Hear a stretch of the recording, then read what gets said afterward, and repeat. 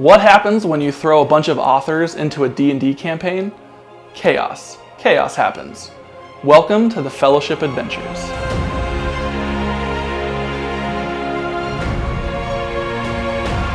Hello and welcome to something new. I have a few things in the works to expand this channel, continuing to stick to family-friendly content full of adventure. I've been playing D&D regularly for a few years. I was a little late to the game, but I have a wonderful local group where I play a fighter rogue halfling. I've DM'd a handful of one-shots here and there, and I've absolutely caught the bug of collaborative storytelling. I knew pretty quick that I needed to bring in some of my author friends and see where the story goes. This mini-campaign features Jason Joyner, author of the superhero-themed Anointed series, Steve Raza, a prolific author best known for his Mercury Hail books, J.J. Johnson, author of the middle grade series Iggy and Oz, Josh Hart, an author on his journey to publication, and myself, Josh R. Smith, who's had several short stories published, but I'm also working toward that name on a book moment.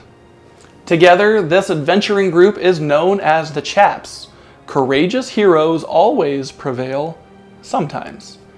Throughout this season, we'll be joined by other guest authors, some of whom are tabletop vets, and others who have never played before. This campaign is a series of custom one-shots in the established world of Faerun. The Chaps are employed by an organization called Arcane Capital, which has goals to make the world a better place. They gather magical items, train parties of adventurers, and manage the wilds with mountains of paperwork and corporate synergy. But is everything as above board as it seems? Or are there mysteries afoot? Grab a seat, take a deep breath, and come along for the adventure.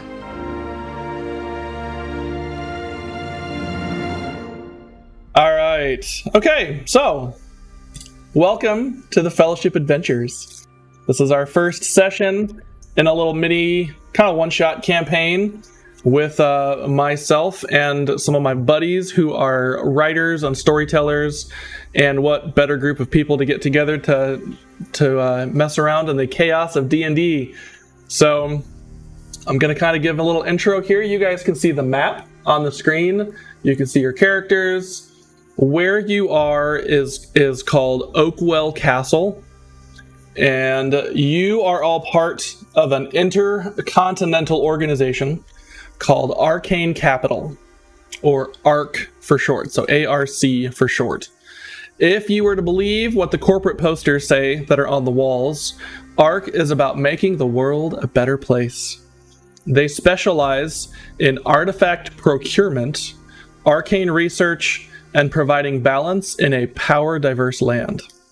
And so you guys have been with ARC for about a year, and you have been grouped together kind of by random chance when you signed up for artifact procurement, which is, just a fancy way of saying go out and find items for us. You guys know each other decently. You've been together for, like I said, about a year. You had your NHO time together, you had your OSHA training together, and you all graduated with your adventure certification. You have been on about a dozen procurement missions. Some were successful, others not so much. Don't blame the thief. But today is a very special day at Oakwell Castle. ARC is celebrating their 742nd year, and there is pizza in the break room. I was hoping you were going to say that. Yeah. And so at the moment, you guys are all in kind of the Great Hall, and there is the ARC chairperson, Zadoth Madani, giving a speech about ARC. There's about 40 other people gathered in the central hall, and this area here is kind of the centralized hub of activity in the area of Faerun that you are. Is going to be just north of the Cloud Peaks, which is a mountain range kind of far south of, I think it's south of most of the main cities. It's kind of near the southern edge of the map. There's several of other ARC keeps, very similar to this one, around Faerun, and Chairperson Madani has been talking for the last 30 minutes about why Oakwell Castle is the finest. Chairperson Madani is, let me get some information here for you, is a female tiefling And you haven't really ever had like any direct conversations with her. You kind of just get your procurement stuff through an email or through a digital, non-digital magical means. And that's pretty much how it goes. So she is standing up here giving a speech to about the 40 people who are in the room. So, and the grandest of all the founders built this castle himself to be the crown jewel of our glorious organization. And we alone have braved the wilds, bringing order to this land. Procurement is up 4% since last quarter, thanks to our very famous Eldrick Brightshield and his band, the Radiant Horizon, for their recent success in routing the cliffside ogres and reclaiming a most wonderful artifact for the collection. As the chairperson talks, she holds up a long, gilded spear that shimmers kind of near the blade. And if somebody would like to roll an Arcana check, you might be able to recognize a few things about this blade. I'll go ahead and roll. I'll go ahead and 14. Okay, 14. Yep. 16 on the die. Oh, little monks going at it. JJ, do you recognize, does your treasure signal, is it going off in the back of your brain? Oh yeah, it's going off. I rolled a 15. But okay. Yeah.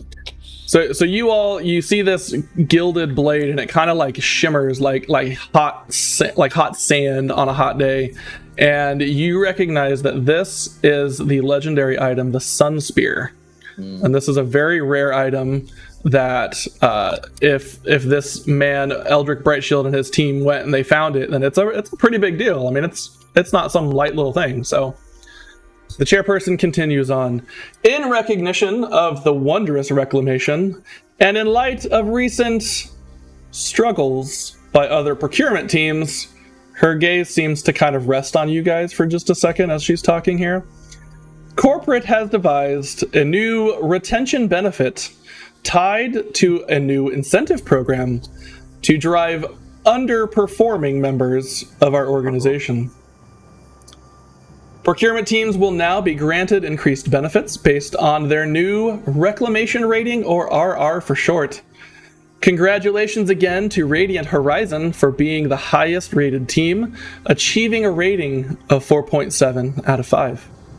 They currently hold the lead by over a full point from anyone in second place, and once the team reaches a rating of 4.5 or higher, they receive a 5% increased pay on all reclaimed items, and they gain access to elevated gear and supplies, and they will also be granted access to the Diamond Club in the East Tower. And as many of you are well aware, that benefit had previously only ever been granted to our department heads. What a privilege to have to potentially share the same ground as such nobility as us all. For teams under this rating, which is everyone else besides Radiant Horizon, please see your procurement handler to be given your current reclamation rating, and so get out there and bring order to the wilds and beyond. So at this point, a few people kind of give a gentle clap. There's maybe a few slices of pizza left, but it kind of seems like she immediately takes the spear and just kind of ducks back into a little side room, and she's immediately out of there. A few people clap as she descends the stairs, and Radiant Horizon, a bunch of people kind of walk over around this other group here, and everybody else kind of begins to disperse. And so what would you guys like to do? So Tobias kind of shakes himself out of the doze that he was in, and just stands up and looks at the others. I just want to make sure I get my food. Yeah. I'm kind of hungry. Have you stopped eating pizza since the speech started? No. Was I supposed to?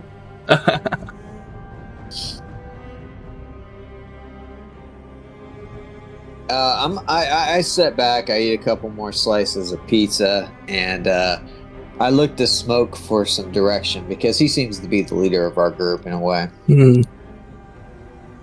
news to me. Cool. Just got promoted. Congratulations. I don't know. We're supposed to go get our new rating or whatever this is. It sounds like a whole bunch of more corporate BS when I could be out there chasing bounties.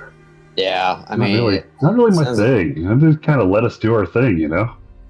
Yeah, it just sounds like a bunch of elitist bureaucratic nonsense. I'm not really sure I want to, deal with that, but I am interested in that sword. So I'd like to get a closer look at that. Can we sneak into the tower thing? In the diamond tower. So since you guys have been here for about a year, you're pretty well aware of some of the different securities and the measurements that they have, and also you might have an idea of it's maybe not a good idea to bite the hand that feeds you, so to say. So because ARC does pay, and you guys are making money, and you're getting out on these procurement adventures. It's fair. It's fair. I didn't say intelligence is my lowest. Yeah. Well, I gotta go talk to our department person, to figure out what we're supposed to do with our rating or whatever. I'm gonna go ahead and head out of the hall and see where that person is. Are they still here in the room with us? Yeah, so there's a guy standing kind of near the statue. So these 6 pillars here are all different. There's 3 on one side and 3 on the other, and those are all different statues of the founders of ARC. And so there is a guy who's standing, he is a human. He's kind of wearing just like a general white shirt with a black tie and just like some black trouser looking things. And he's standing there over there holding a coffee mug that says, "I love spreadsheets." And he's standing there just kind of looking at one of the statues. It's a bunch of sheets out, like papers, covering a desk because they're spread out. So you can notes. Nice. I appreciate that. Yeah. And so he is standing over kind of near the statues of the founders, kind of looking at them. And you guys walk up, and he's like, hey guys, how's it going? You pretty excited about the new benefits? Yeah, they sound super fun. So what are we supposed to do to get like our point rating or whatever she was yammering about? I mean, I gotta be honest, I kind of like, I got a little bored, and then I was like licking my fur, and then I kind of dozed off in one of the sunny spots in the corner and started purring, so I missed a little bit at the end there. Yeah, well, she didn't point out already that Radiant Horizons at a 4.7. Do you guys probably have any guesses? Take a guess. What do you think you're at? What do you think? I'm gonna... Oh, go ahead. I'm gonna say we're about 4.1 now. Okay. You guys probably are not remembering the interdimensional worm incident. Yeah. It's not my fault we wound up in like 3 dimensions at the same time. Okay? I know. I know that we're not supposed to talk about it, but unfortunately, you guys are actually sitting at a 1.8. Whoa! Look, I just followed these guys. I didn't know that we were going to do anything wrong. I mean, Tobias sort of grabbed me and just pulled me in, and when I asked him what he was doing, he just looked at me and grunted. So I'm not really sure why. I choked my pizza just now. Yeah. Well, I gave up a perfectly good like double bounty on evil elf assassin twins to go chase after that stupid worm. Well, I know you guys are all pretty fast talking and quick to point blame at each other and other things. I have been your handler for the last year. Let me kind of let me break down this new point system, and maybe you guys can reflect on some of the past missions, and some things might start to make sense. So every successful mission gets you an increase to your rating of 0.3. All right. Okay, so just a few missions, you guys can be above that 2 mark. Be good for you. Each additional artifact that you find out on a mission gets you an additional 0.1. Okay, and so that's when you guys go out, just like the last time you went out and we needed the satchel of that sorcerer, and you guys went out and you went to go find it and you didn't find it, and so when you came back, you don't get the 0.3 now. Okay, does that make sense? All right. Yeah. If your artifact reclamation has any bonus objectives, you can add another 0.1 to that, which is pretty cool. That's pretty great. However, like the Sorcerer's Satchel. Any unsuccessful reclamations reduce your number by 0.5. Oh. That's half a point, Lars. Yeah. You got that? Okay. Yeah. Yeah. Mm-hmm. Oh, I know. Okay. The other problem is causing accidental death or dismemberment reduces it also by another 0.1. And any instance, like the interdimensional worm incident, that implicates Ark and they become liable for damages reduces you by another 0.5. We get in the picture now? Yeah. We shouldn't tell anybody we're from Ark. Clearly. Well, as you know, you're all being monitored, and you have to fill out the full mission report because you guys are so great at it, which leaves me no work, right? Yeah. Yeah. Okay. Well, each full point under this new benefits program, it's pretty great. You guys could maybe earn your way, maybe up to the diamond level, probably more like the bronze level, but we could see what we can get. Each full point increase allows for more lucrative reclamation missions. So maybe you could actually find something that's worthwhile rather than just like the wand of skunk smell. And so right now, unfortunately, you guys are kind of scratching the bottom of the barrel, and you guys are gonna probably get assigned the missions that nobody else wants to do. Let's just be fair here. These missions shouldn't be like super dangerous, but they probably also won't, until you get to a higher rating, have a real high loot probability. But they also might not have a bunch of pre-mission information. It might just be like, I don't know, go find this thing, and that's kind of what we got. But I do have your first mission if you guys are interested in climbing the ladder of this new reclamation. Look, I'm interested just because we need this, but I'm just going to be honest with you. This whole thing sounds a little like a pyramid scheme in a way, and I just want to know, are you getting a cut off the top that if we're successful? Well, That's a good question. I am your handler, and you guys are the only team that they've still allowed me to keep. I've had my own issues here with Ark, but you help me, I help you. You guys start looking good. Guess what? I start going up the ladder a little bit, and then maybe we can start talking about some increased points here and there. All right. I'll trust you on this one. But yeah, I think we need a new mission. As long as it doesn't take us around the Royal Guard, I'm cool with it. All right. Yeah, exactly. Are there issues with the Royal Guard? Oh no!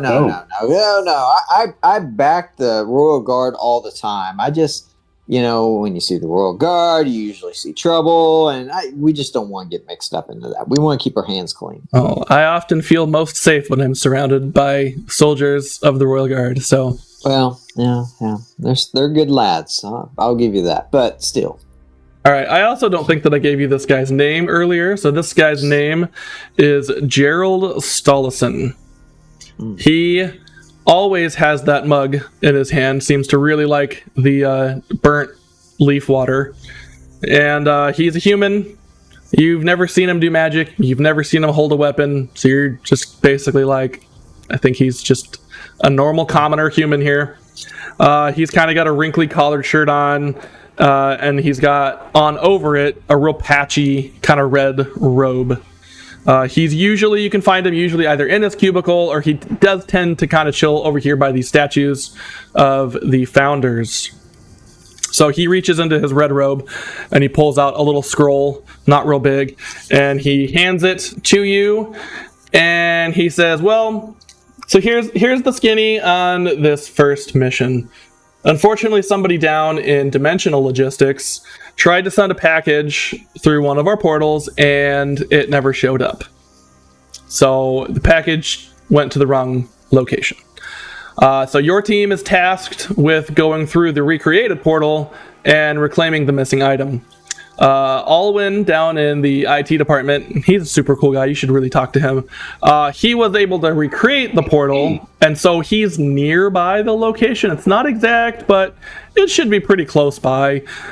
So you guys are tasked to go through the portal, go find this item, retrieve the item, any others that might be with it. There's a note here. What's it say? It looks like you're being assigned Jorgen for this mission. Mm. You guys cool with that? You're fine if Jorgen tags along?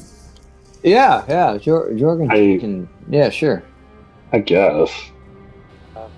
Interdimensional portal when I've eaten too much pizza. Makes me upset. Jason, your mic is really quiet. I don't know if you can pull that a little closer. I can get it closer. Okay. Yeah, Jorgen, he can tag along. He seems like a level-headed guy. So, who is Jorgen? Well, okay. So Gerald kind of like looks around the room a little bit, and he sees a man standing over there, and he kind of waves him forward. And so, walking in closer to you is a probably like 6'4" paladin in gleaming gold armor. Looks like he's got like quarterback energy walking over to you guys, and he walks over and he just kind of slaps Tobias on the back here, and he goes, "Hey guys, how's it going? I hear I'm assigned for you guys on this next mission." Oh, this sounds like it was a mistake. Jorgen. He's got super high energy. He very optimistic, very confident man, and he's like, "Hey, so do you guys want me to take point, or you got this?" He kind of like looks around, and he's like, "Who takes point? You guys don't look like any of you take point. Who takes point?" Well, for this, I'm going to say you need to, speak to Lars. Lars is a good guy, and he's who's going to, tell you what you need to do for the week. Okay. I guess that sounds pretty good. So, here we're jumping through a portal. Don't know where we're going? No, we have no idea where we're going. So, Jorgen, tell us a little bit about yourself. Well, I've been with ARC for about a week now. Pretty excited to be here. And, recently, as I am an Oath of Devotion paladin, I have made my Oath of Devotion to ARC itself, to just the genius of the founders and of the board of directors, and, to Chairperson Madani. She is just, did you guys listen to her whole speech? I just was moved to almost to tears the entire time. Well, I was moved to something, all right. All right, so it's not a pyramid scheme. This is a cult, but yeah, we listened to her. A cult? I stamp out cults because they are unrighteous. All right. Well, poor choice of word. Cult was just, I don't think it means the same from where I'm from is what it means for where you're from. So let's just. ARC definitely it seems like a great place to hang out. Yeah, ARC definitely prefers the word corporation. Okay, we'll go with that. So Gerald is kind of watching you guys kind of have this banter, and he's just kind of shaking his head, and he's like, he hands Smoke the paper that's got kind of the initial like jump through portal, find the thing, return the thing. There's not any descriptions of what the thing is on the paper, and he's like, all right, check in when you guys get back, I guess. And he just kind of wanders over, and all the pizza's gone, so he returns to his cubicle. All right, well, we better go find this. What was it? Owen was the guy we got to go talk to? And Alwyn, excuse me. In portal maintenance? Yeah. He's the IT guy. Okay, super handsome with a beard, Got some spectacles, does he? Yeah, probably. All right, where are we headed to? Where's IT? So it's... In the dungeon? Sure, you guys can just kind of pick a room, because let's walk over this way. Okay. So you guys kind of walk over a little bit, head to another room, and kind of sitting at a like a little tinker desk with all these little gadgets kind of going off is gnome male, a little guy. His name's Alwyn Fizzlecraft, and you've seen him around. I mean, you guys have been around for a year, so you've seen him kind of. He likes to make gadgets and kind of work on arc tech, and so you walk in and he's goggles on, just kind of like arc welding some thing in front of him. Hey, Alwyn. Yeah, tapping his fingers there to get attention. Tobias just looks at us. I think that somebody needs to go shake him awake. All right, I'm going to go over there and very gently poke him with a claw. So Tobias actually walks over and gently picks the gnome up by his head. That sounds painful. Turns him around and sets him down. All right, so you set him down, and he's like, "Oh, sorry, guys." Pops his goggles up, and he's like, "Oh, hey, it's what was your guys's? What's your designation again? What's your team name?" It's not Radiant Horizon. Those are the cool guys. I like them. They signed my poster last week. Yeah, they're just groovy. Do you remember your team name? I was told that Lars was keeping up with the paperwork. You know, the silent guy remembers. I was gonna say, I thought it was up to Tobias to come up with a name. Write it down. Yeah, write it on the chalkboard. Write it on the chalkboard, Tobias. Write it down. So he writes CHAPS. Oh, that's right, chaps. You guys are the chaps, right? Yeah, there we are. Yeah, the chaps. So, you guys get the portal mission, huh? Oh, We do. Yeah, we do. Nice. I spent 2 Where are we days going, trying to Owen? get that portal.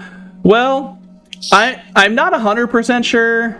I was kind of when I was standing near the portal. It was a little cold, like kind of near the portal. It didn't feel hot. Like, you know, sometimes people say that portals are one way and they're not two way, and you know, there's not things that go through. But I definitely felt, you know, a little bit of a frigid air there. Doesn't sound good. Yeah, there's a lot of things that can make a portal go to a wrong location. You know, new personnel pushing the wrong buttons tends to be the biggest cause of my headaches. Is when people just don't know what they're doing. They try to fix it themselves. You know, sometimes wrong coordinates get added from the logistics team, or sometimes there's a really powerful artifact or an item that gets sent through the portal, and it can definitely cause things just to kind of go all kind of right. But there was nothing super powerful that was slated for delivery that day, so I don't know what could have caused that. Probably, you know, just between us, this is probably mostly due to the new hire down in Dimensional. Her name's Rose. I don't know if you've met Rose. She's that new lady dwarf. I don't get the beard. It's just, it bothers me. She braid it? I tried not to be around her too much. Hey, Is that something that you like? Is that Look, yeah, I have my issues with dwarves, but if they braid their beards, I'm pretty cool with them. okay? We're gonna move on. Did you guys have any other questions about the portal? If you guys, whenever you're ready, Jorgen, it's good to see you again. You just kind of head down to the portal room, and they should get you. Where's the Okay, portal? do we need any extra supplies or anything for this mission? Because like the piece of paper that girl gave me is like, it just says go through the portal and get the thing, and I'm not even sure what Nice. the thing is. That's a great what's the question. thing? Why don't you roll me a persuasion check? All right, This I'll is do that. this is Steve, because Steve's the one asking the question. Oh. That is a 3. Okay. So he goes, well, I mean, I got a report on my desk this morning that had the standings of all of the teams. You guys are sub 2, so I really can't give you any extra supplies.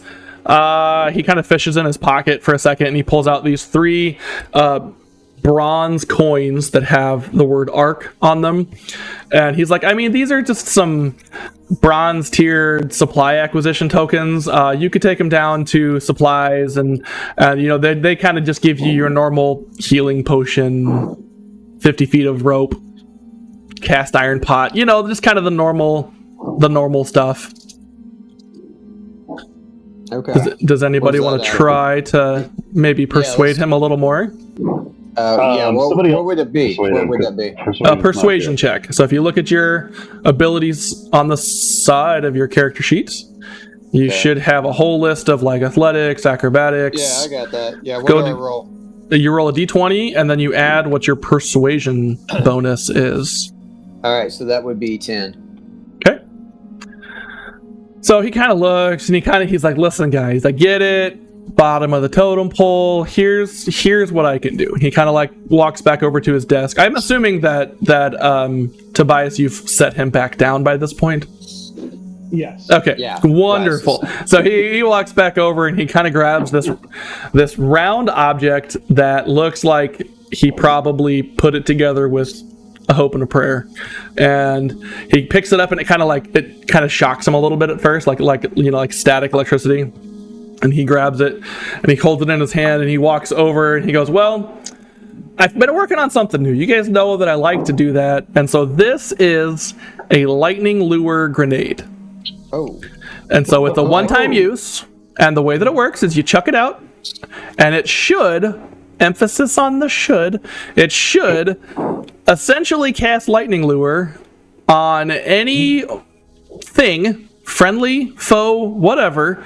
Any living thing should be drawn to the center and take a little bit of lightning shock, and, it also might just explode. I'm not 100% sure. It could be a bad thing. It could be really cool, but if you guys want to test it, that I could let you take it, even though you're sub 2 on the RR. I think we should take it. Let's do it. It sounds fantastic to me.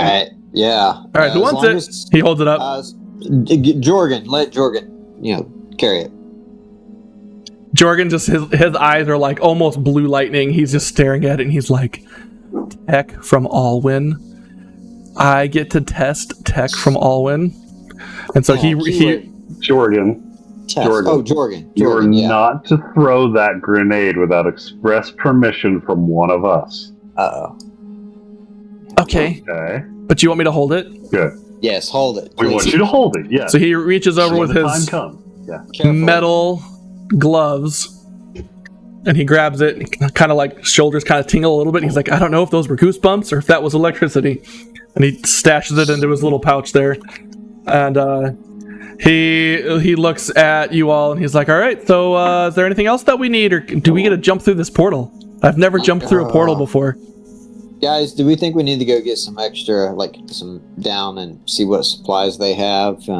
Probably wouldn't hurt. I mean, we've got some supplies now, but if he's got those tokens for us, we should go check it out. Yeah, let's go check it out. And, yeah. So, Jorgen's going to kind of lead you the way to this area, because I totally haven't mapped this castle yet or anything. And there is... You guys pass a blue dragonborn kind of standing near the gate here, and he's clear like door security. You've seen him around. He's kind of a younger guy, not very old or skilled as a dragonborn. And he kind of waves. He's like, "Hey guys, how's it going? You guys heading to off on your next acquisition?" Yeah. We got a portal and a scroll and everything. Yeah, we're just gathering some supplies real quick. Okay, awesome. Why don't whoever wants to roll me an insight check? I will roll an insight. Oh, go ahead, Tobias. Well, I didn't say that out loud, but... I know. Ugh. That's a 10. Okay. So with a 10, you do know that, his name's Dempin. Dempin has kind of been floating around. He's part of the security force here, but he hasn't really broached just like standing in front of a door. Like, what's less secure than inside a castle, inside a hallway, like to some supply room that has just kind of basic adventurer supplies. So hasn't really cracked the whole he knows how to use his weapons. He's kind of a good guy. And another piece of information that you already know about Dempin is his reasoning for getting this job is that his mother is the head of security. Oh. And his mother's name is Irithel Arxan, and she is obviously a female blue dragonborn. She's not seen a whole lot. She's usually kind of in her little commander's quarters. You guys have never actually met her other than the one time that she gave a speech at the end of your adventure training ceremony. So you go inside, and there's kind of just some rickety wood shelves. It really this room where you get the bronze level stuff is, I mean, it looks probably less amazing than some of the small town mercantiles that you've been to.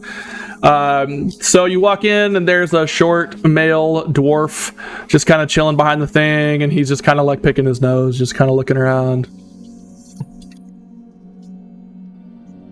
All right, I'll go over to the dwarf who's picking his nose. Yeah. Hey there, Oh, buddy.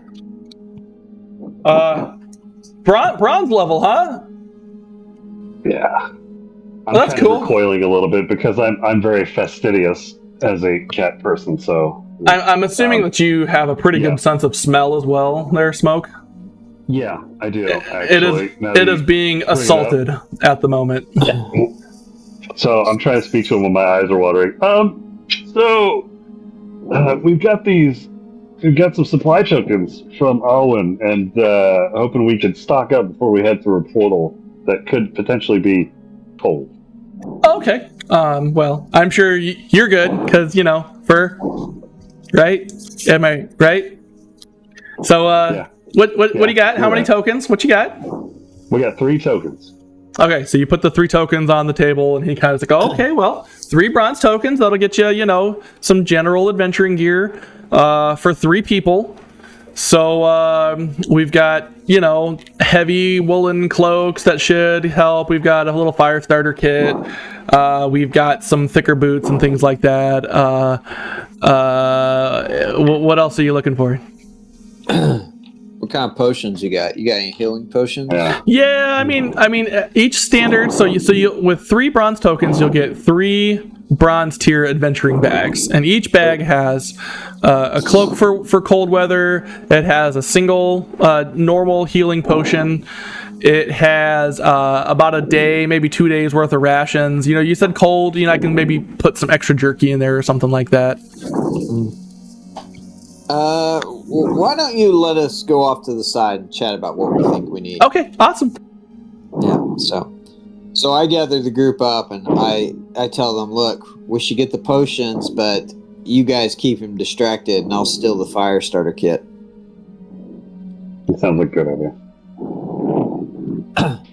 And I can go up and stand right in front of him and use some of my girth just to kind of provide a cover. Yeah. So do I need the roll?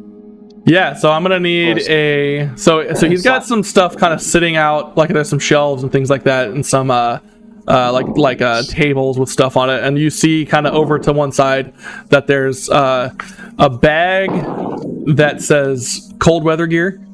It's written on it. Ooh. As it should be, and you feel like maybe if you get him a little distracted that you might have a good chance to roll. So Jason, since you are trying to distract, I want you to roll me. Why don't you roll me an intimidation check?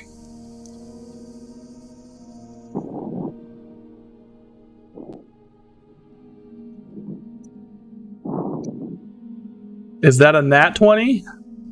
Apparently. It's got a glowing bee on it. So. That is a natural 20. There's our first nat of the night. So you walk over and you just kind of like stand in front of him, and his eyes are just transfixed. He in this moment realizes that the glory of the dwarves is nowhere near him and is fully resting in your glorious beard and broad shoulders and bulging biceps, and that was a lot of alliteration. So JJ, he is pretty distracted, so I need you to roll me a sleight of hand check. Okay. If I roll on the if you click on that, I can see it, and it's fine. You can do physical dice, or will it add my? It'll add all your modifiers and everything. Yep. Let's see. I haven't seen a roll. What you got? So you should be able to click on sleight of hand. Yeah. Here, I'll just roll the physical dice. Okay. Whoop. Is that a D20? Yeah. So 14 plus 6. Okay, so that's a dirty 20. So that'll get you. So you kind of walk over, and I mean he doesn't even budge. He's just staring deadlocked into Jason's beard. He's not even looking at his eyes. He's just deadlocked into this beard. And yeah, you walk over and you grab this cold weather gear, and where do you put it? Oh, I hand it to Tobias. Okay. Tobias just kind of holds it in his arms like nothing. Are you gonna stash it somewhere? What are you gonna do with it, Tobias? Put it under my cloak. Okay. Like, tuck it into my belt behind my cloak. All right, that's what you got.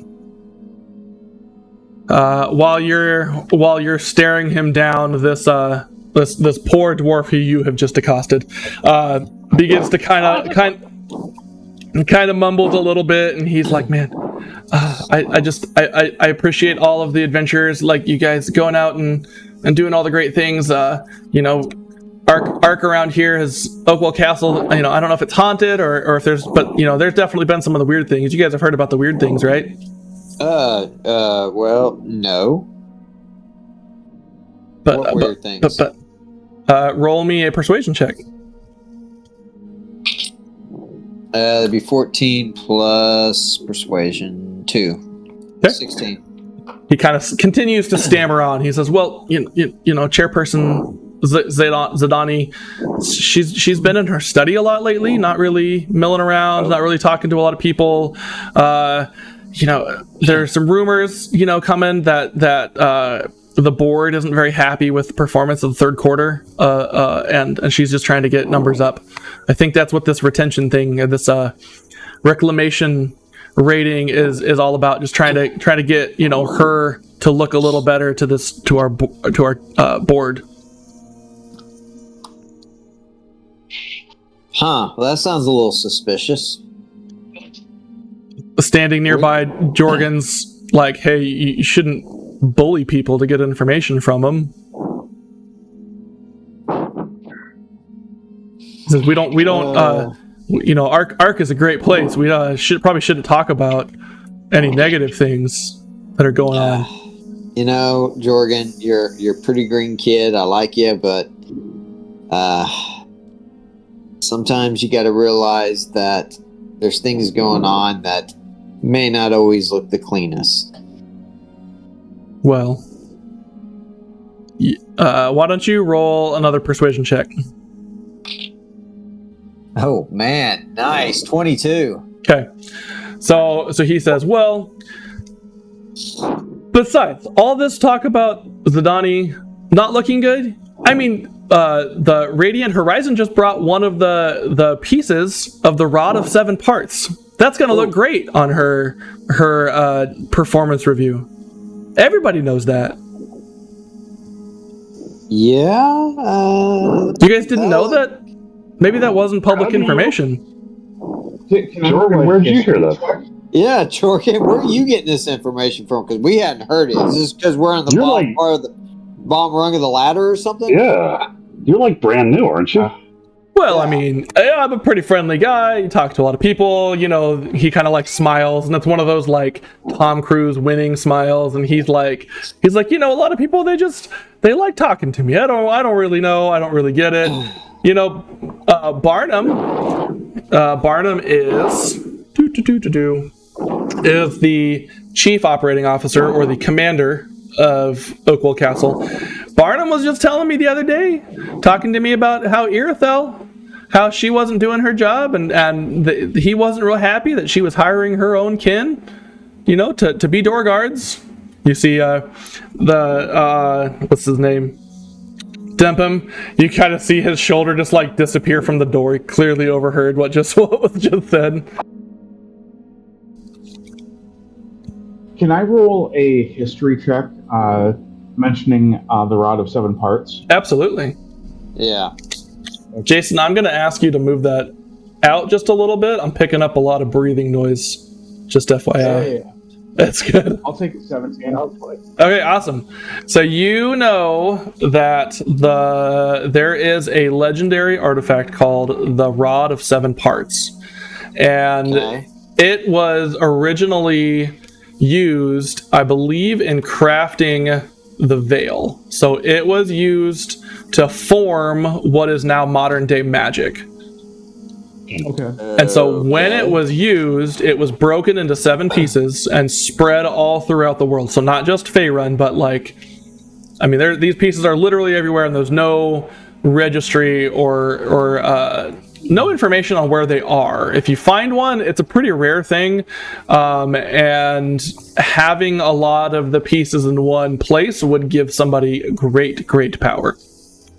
Okay, whoa. Why was it broken into 7 parts? I mean, what was is there a reason? Yeah, so because the magic was so strong that they didn't want it to be in one place. Who's they? The founders of magic. So who are now elevated into godhood. So this is like thousands and thousands of years ago. Okay. Keeping in mind that Tobias got this information and he's not talking. Yeah.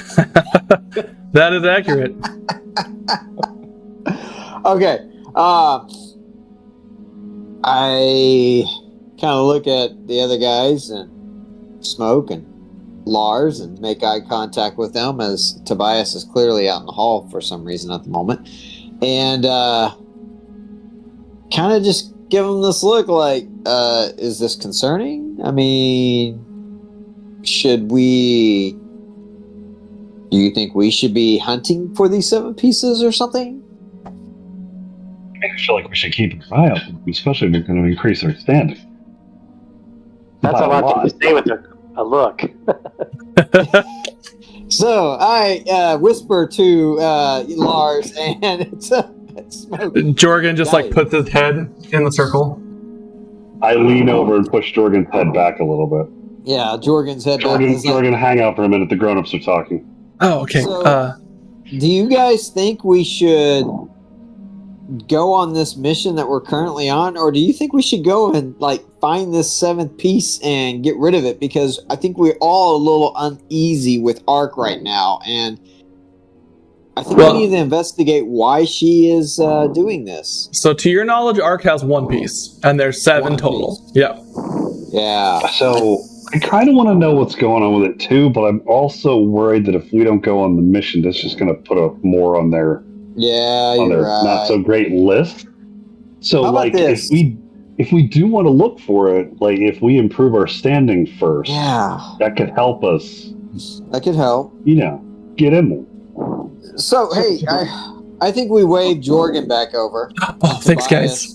Inner circle. Jorgen, do you happen to know? Let me roll a persuasion check. Oh crap! 3. What her plans are if she gathers all 7 pieces? Is that what she's planning to do? Well, I don't really know the plans of the chairperson. I mean, we've never.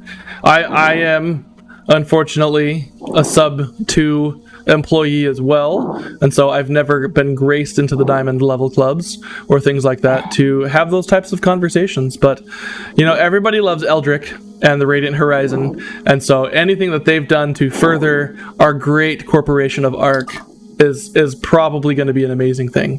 Absolutely amazing.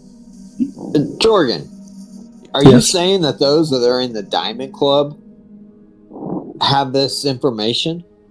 That's potential. I mean, each of the department heads, that's where they do their lunch. It's where they do their dinners, and it's pretty possible that maybe they have conversations with Zadoth, with Chairperson Zadoth, or maybe even Barnum Steelbrew, the commander. That it's potential that people know. However, the people who probably know the most about what Ark is intending is the board, and I mean, nobody's even seen the board. They're just dark shrouded mask figures that they meet through little portal-y things. I don't really understand arcane types of magic. More of a deity magic kind of guy. Okay. Well, Lars, you've been kind of quiet. What do you want to do? Should we just go on our mission and come back? What do we need to get to in order to get the Diamond Club member? So Jorgen says, well, I mean, didn't you listen to Chairperson's speech today? I'm gonna be honest with you. I was daydreaming about stealing things. I mean, I was daydreaming about my pretty little ring I have on my finger that I was twirling around. That's all I was worried about. So, well, no, I wasn't. Gerald said earlier that you had to get a rating of I think over 4.0 to get up to the Diamond Club, and I think that we're currently at a 1.8. So 1.8. I think if we can reclaim some items, and try to find some extras along the way, and uphold the good of Arcane Capital, I think that is the best way forward. Yeah, sounds good, kid. So how do we All get I know portal? All I know is there's too much talking for my liking and not enough action.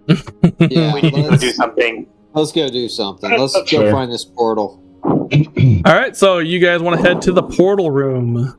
Where's the portal? Portal room. We're going to make it be a spot. Also, by the way, guys, I have access to the map now. I figured it out. Oh, good. Nicely done. Nice. Well done. Excellent. We're going to put the portal room over here. Portal room. All right, portal room. Yeah, thanks for taking the hallways. I appreciate that. Leave it to the cat to... Leave it to the cat to saunter at his own pace. Thank you very much. All right, so you guys walk into this portal area, and it's a large circular room about 20 feet in diameter. The air is kind of still and heavy, like it's kind of feels charged, like just post lightning strike. And there's an ethereal hum in the air, and the air, if you could feel what a clean room feels like, this room feels like it has been magically and electrically cleaned to be like a very specific kind of place. So there's several like techno magic devices along the walls, and they're all pointing towards the center of the room, where a not giant but a probably 8-foot circular shimmering iridescent portal pulses with otherworldly energy. There is a person. Let me make sure that I get her name right again. Rose Cloudheart is a dwarf with the beard that Alwyn told you about. She's kind of sitting in a chair, just kind of like looking up into the sky right now, because she's clearly been waiting on you guys. And as soon as you walk in, she's like, "What took you guys so long? This portal can't stay open forever." Is this portal you said it's like kind of big and shiny? Yeah. Is that right? Yeah. Okay, so I immediately ignore her and walk past to get up real close to the portal and like start looking at it, kind of sniff it a little bit, like reach out my hand to start try to touch it.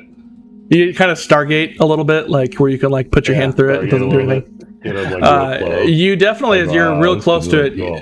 As Alwyn kind of said, like you feel like the whiskers on your fur get a little hint of frost on them as you get your face close to this portal. So Tobias just sighs silently, walks up and pushes Smoke of Embers into the portal as he's walking. Do you want to contest that, Smoke, or are you going through the portal? I'll contest it. What do I need to roll? So you roll a acrobatics check, and Tobias, give me a strength check. Strength? Okay. All right. Acrobatics check coming up. 14. 15. Oh. All right. So Smoke, you go straight through the portal. Immediately, Rose stands up out of her chair. She's like, "Oh, no. Listen, guys, you have to have the way back. Don't start going through the portal yet." Uh-oh. So she looks at Jorgen, who she immediately decides is the leader of your group, and she says, "Listen." Whoa. She pulls out a scroll that she has in her pocket, and she says, "This is a scroll of Dimension Door tied directly to our front door, and so when you find the item and you have procured it," do you even know what it is yet? We missed that part. Okay, so she starts like scrummaging through some paper. She hands on the thing and she says, "Listen, use this. It takes 18 seconds before it opens. So you cast it, it takes 18 seconds, and then it opens, and then you should be able to get through. Does that make sense?" And Jorgen's like, yeah, I got you. Let's see. Looking through my notes. So we're gonna follow the new guy. Yeah. Yep. So she pulls out a piece of paper and she goes, all right, so it sounds like there were a few different items in the package that got lost. One that was earmarked for your reclamation is a magic staff. That's all that I really know. Potentially there were some other magical items that were in the crate. If you return any of the magical items that you find along this reclamation journey, then that will increase your reclamation rating. Nice. Now jump through the portal because that poor cat is probably cold. Oh, Tobias is already there too. Oh, he is. Okay, so Tobias walked through when nobody was looking. All right, so Jorgen says, all right, guys, you go ahead and I will step through right behind you. A leader always goes last. I grab Jorgen's arm as I step through. Okay, make a strength check. Poor Jorgen.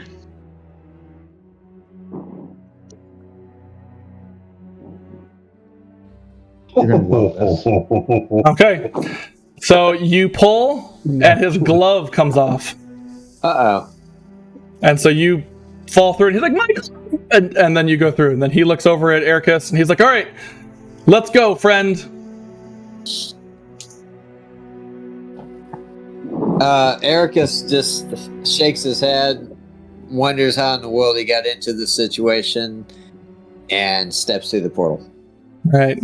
And Jorgen leaps through after you all, chasing off his missing glove.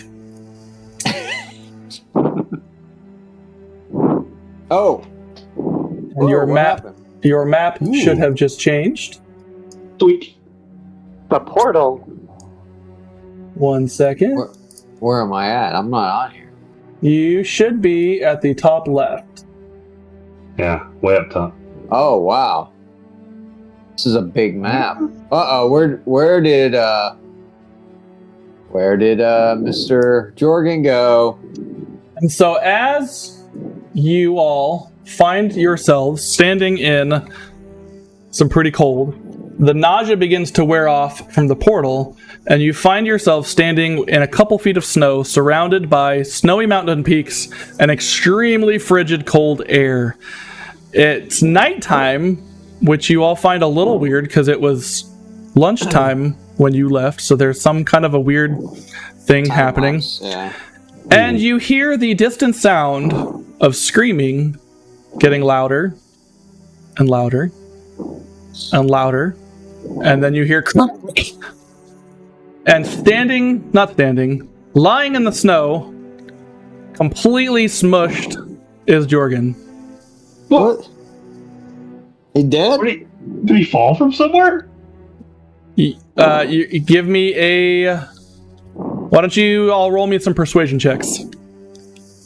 Persuasion? Yes. Not persuasion, perception. Apologies. I was going to show my persuasion. Perception. I got 15. 15. 10. 21. Okay. Oh. So all of you that rolled higher than a 15, which we're just going to kind of group check that, you kind of realize that, well, Jorgen was the last person through the portal. It didn't put him exactly where you guys were, where Rose had said that, high-level artifacts or different things can kind of make portals go wonky. He teleported about 2,000 feet straight up in the air. What? Well, I didn't want to have to babysit the pup anyway. And Jorgen is now dead. Dang, Lars. Oh, wait a minute. Hold on. All right.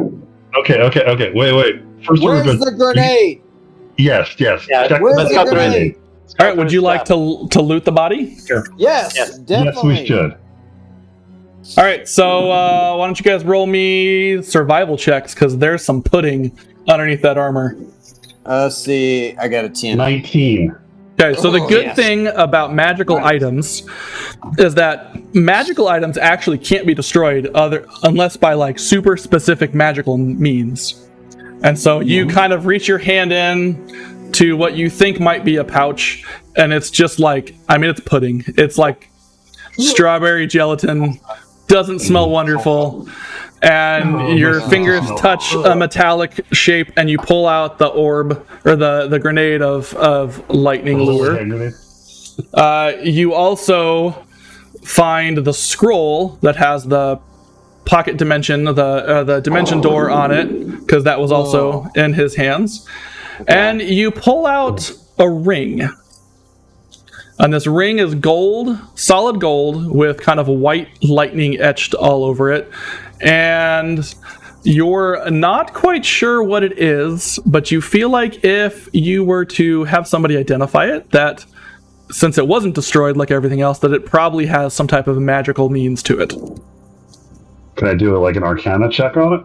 You can, but identifying an object, like Arcana would let you know that it's probably going to be magical, but if you want to like spend like an hour chilling there and like basically focusing all of your magical Arcana on it, then you might figure out what it is, or you could just have somebody at Arc run a little test and do some diagnostics.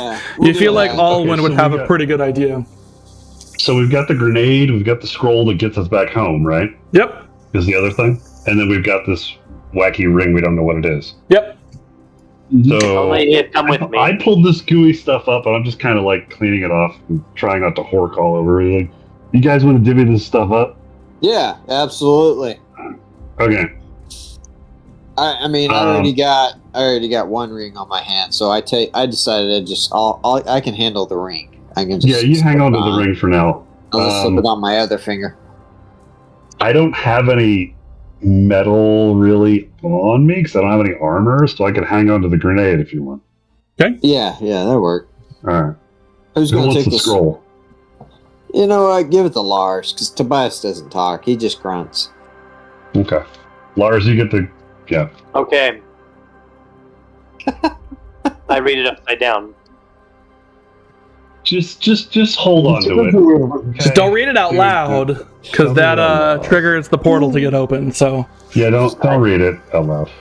Well, when you read it upside down, it's gonna be backwards.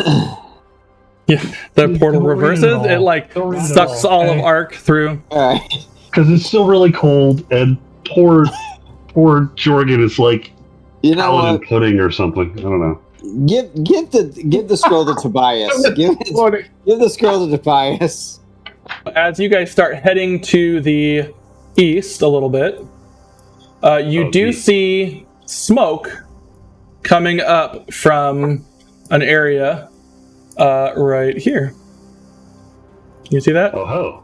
Okay. Yeah. This fire on the map is not there. There's not fire there.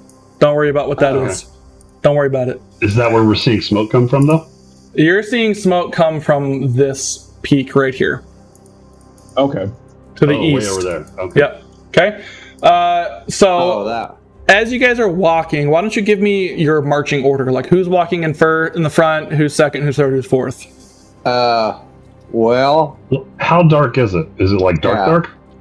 I mean, it's there's not a storm going on. Like, it's really cold, and you're clearly up in a mountain. If you guys want to also roll, like, if somebody wants to roll a survival check, you might be able to kind of figure out generally where you are by the stars. Okay. I'll try survival. It's not actively snowing right now, so if you guys want to roll me a survival check. I've got a 17. Okay. Ooh, 18 for survival for me, too. Okay. Heart, did you roll? I'm getting there. Technical difficulties. Yeah. 15. Okay. So Jason and Steve, you guys are kind of stuck on the idea that it's nighttime right now, because you just left Arc. Now, yes, you went through a portal, and portals can go pretty far, but you just left Arc at like early midday, like 1-2 o'clock in the afternoon. And so for it to be nighttime, somehow either 5 or 6 hours has passed, or you've traveled somewhere pretty far for it to be nighttime.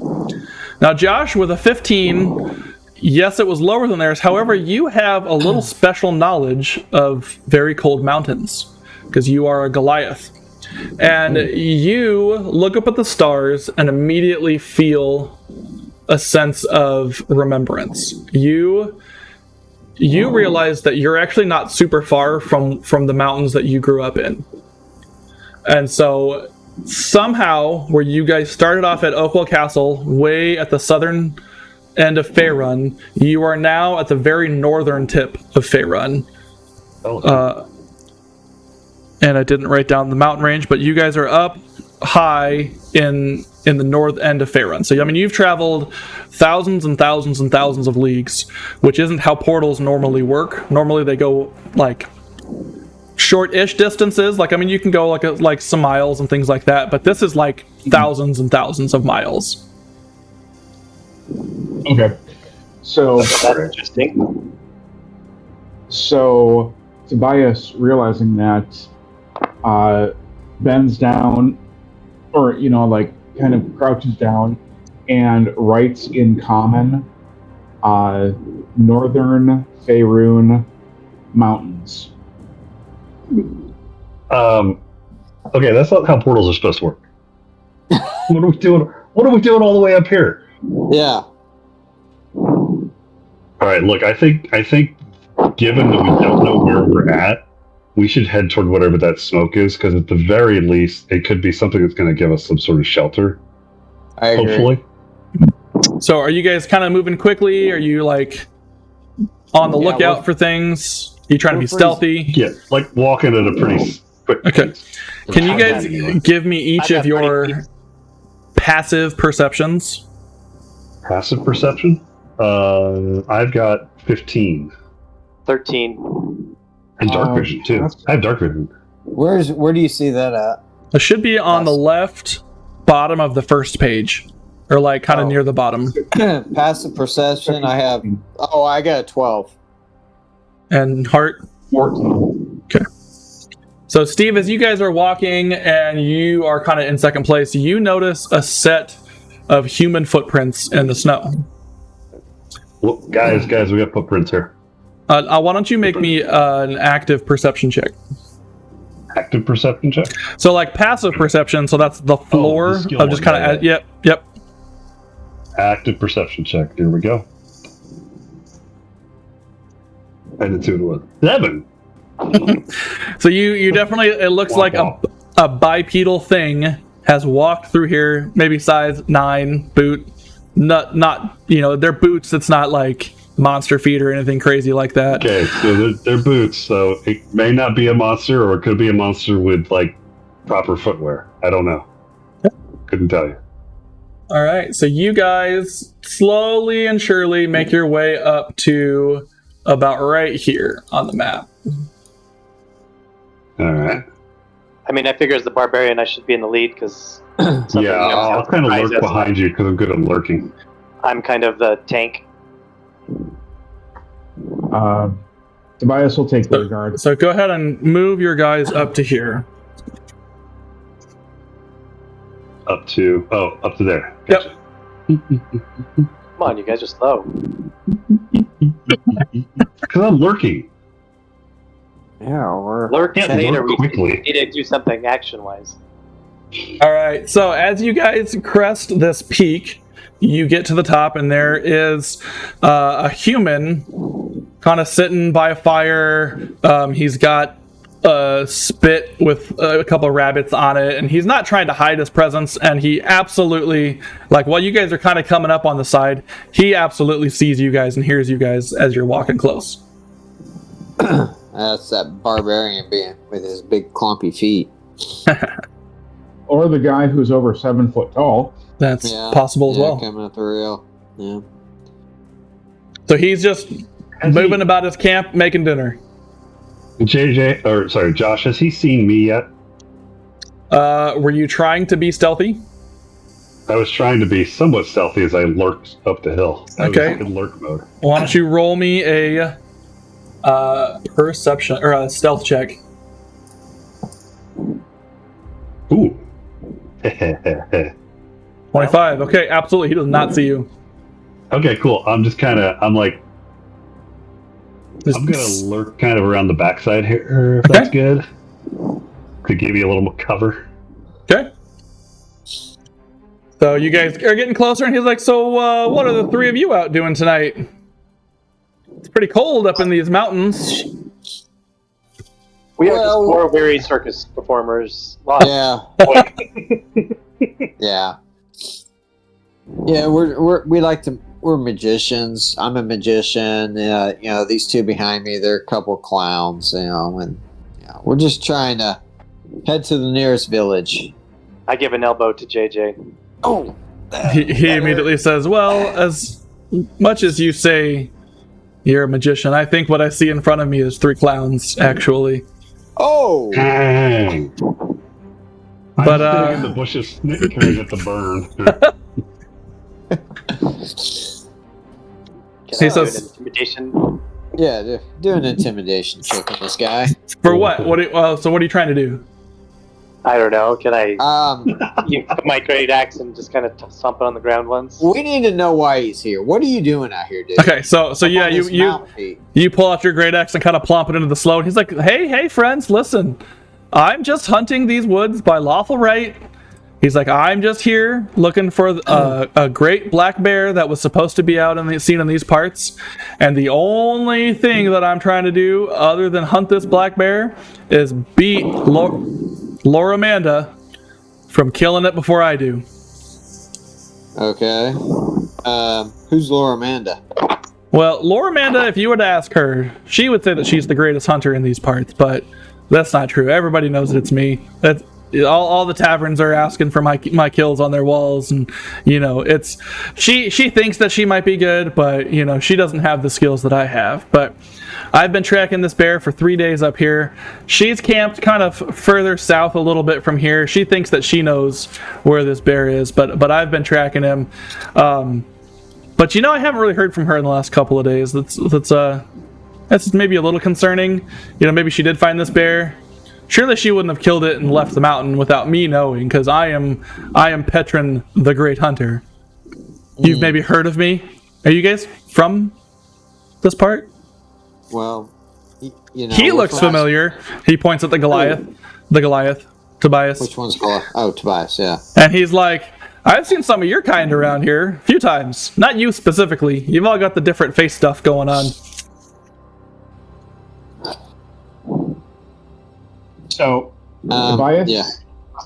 Tobias actually There we go. leans close to Peltrin,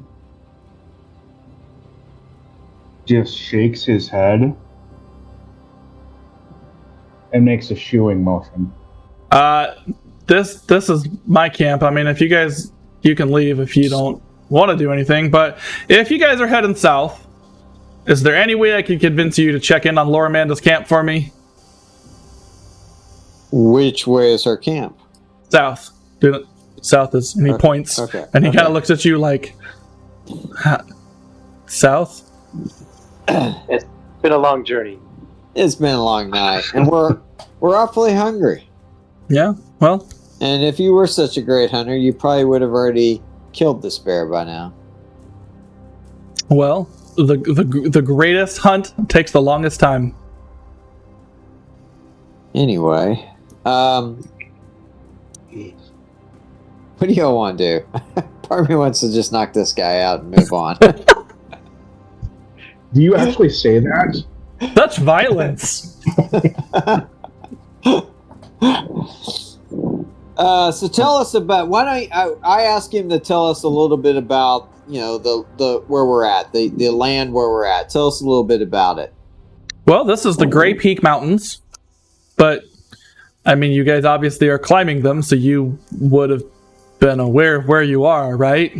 Yeah, we're aware of that. We just Okay. want to know the history, I guess you could say. Okay. Well, We're guests. I'm just a hunter. I don't know much about history and things like that. It's pretty good hunting parts. I've killed some pretty big elk and a couple of boar and a couple brown bears, but this black bear is supposed to be one of the biggest ones in this area. That's what brought me and Loramanda here. We're from the same hunting guild, and so we're supposed to kind of be kind and work together, but she's always coming in and trying to snake my kills from me. Ah, okay. So she's like a rogue, like a thief. Yeah, she's definitely a thief. Not a good person. I hate thieves. Oh, hold up. Always stealing Yeah. stuff. Yeah, I hate thieves too. They stink.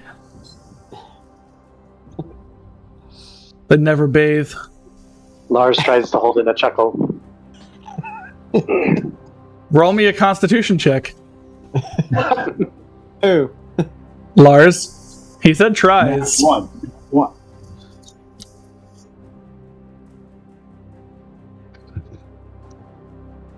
I didn't see it. What was it?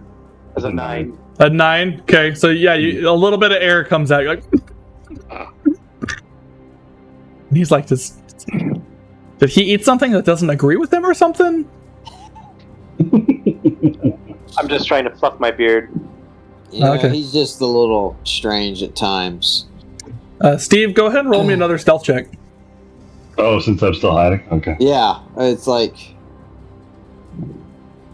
Oh, jeez. 25. The 25. So yeah, he's still fully oblivious that you're just lurking in the I'm just, corner. Staring at him through the trees, like.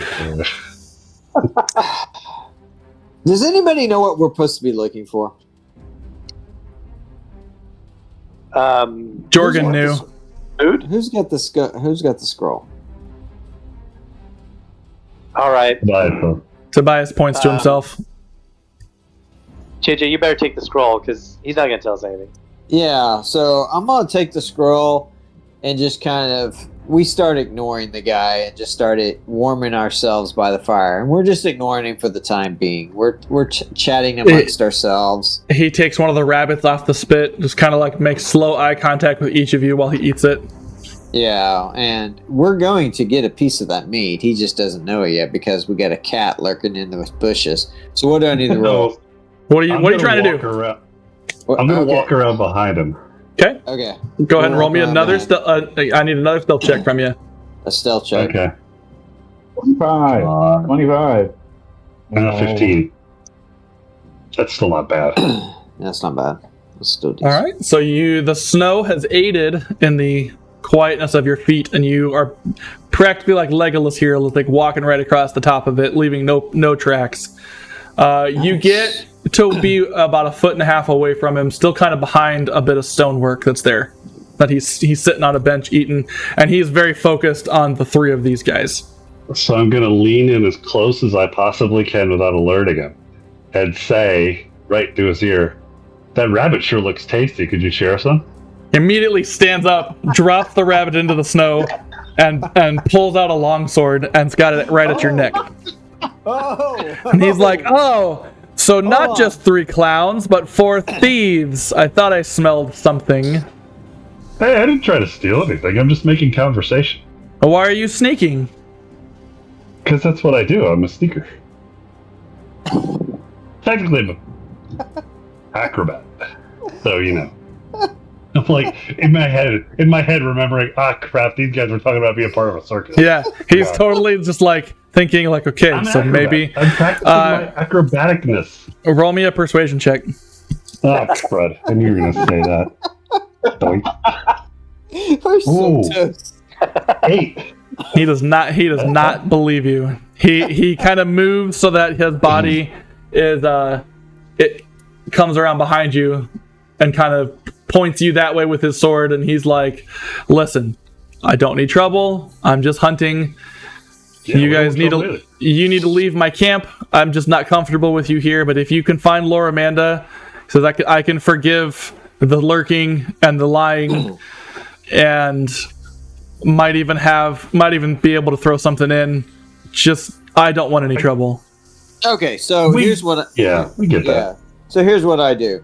I wave Smoke over because we got Lars and Tobias, so this guy's not that intimidating, really. And I just I'll basically come hang say, out over here. let's just ignore it. We just ignore him. We act like he didn't say anything. And Tobias takes out the scroll, or I take out the scroll, and we lean over and read it. So this is the one that had your mission orders on it? Yes. It says- Go ahead. Before we get that far, Tobias meets Petrin. Petron's eyes, reaches down, grabs the rabbit, pulls off a tiny bit of it, and then hands the rest back to him. So you're stealing from him? We're just not intimidated by it. We think. You broke into his camp. You snuck in. You're now stealing from him. Dude, I got a And gem. look, the moral compass of our party just fell 2,000 feet. I think so. Exactly. Listen. I got a quiet giant on one side and a barbarian on the other side. I'm all good. All right. I want to know what's on this scroll. I don't care about Patron Tinwater or whatever his name is. All right. So you open the scroll that had your mission orders from Gerald, and it literally says, "Jump through the portal, find the item." What the heck is the item? Okay. I decide. I even understand what's going on there. Did any of you listen when that question got answered earlier? Yes, I did. Tobias did. I look at Tobias and I say, Tobias, what was the item? Do you recall? And he decides to write it in snow. Oh, does he? You also have the scroll that has the mission orders on it. He could maybe write on that. Yes, he could. Okay, can he? Yeah. Yeah. A little bit of charcoal or whatever. Staff. And so you remember that, I don't remember what her name is, Rose had said that they weren't sure what all was in the crate that went missing, but that there was a magic staff. So you know at least there's a magic staff and potentially a few other items.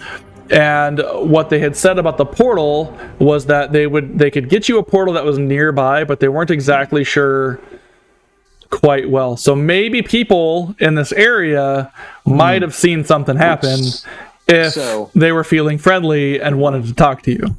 Okay, so we need to apologize to Patron. We decide to apologize to Patron and apologize for the misunderstanding and ask him if he has seen. Do we want to ask him if he's seen a crate laying around anywhere or a staff?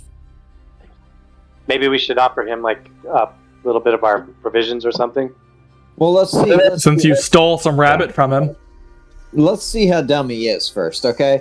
That sounds like a great plan. So we're just asking, look, we apologize. We got off on the wrong foot. We're not thieves, even though, Tobias over here took your rabbit.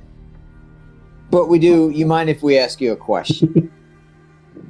Like, it's free air. So, yeah? Is that a yes? Yeah. He takes a bite of the rabbit and just glares at Tobias. Kind of mumbles, "Never did like Goliaths." Okie dokie. Tobias flicks a gold piece, at the guy. He lets it hit the snow. I pull out 3 gold pieces and flip them over towards him.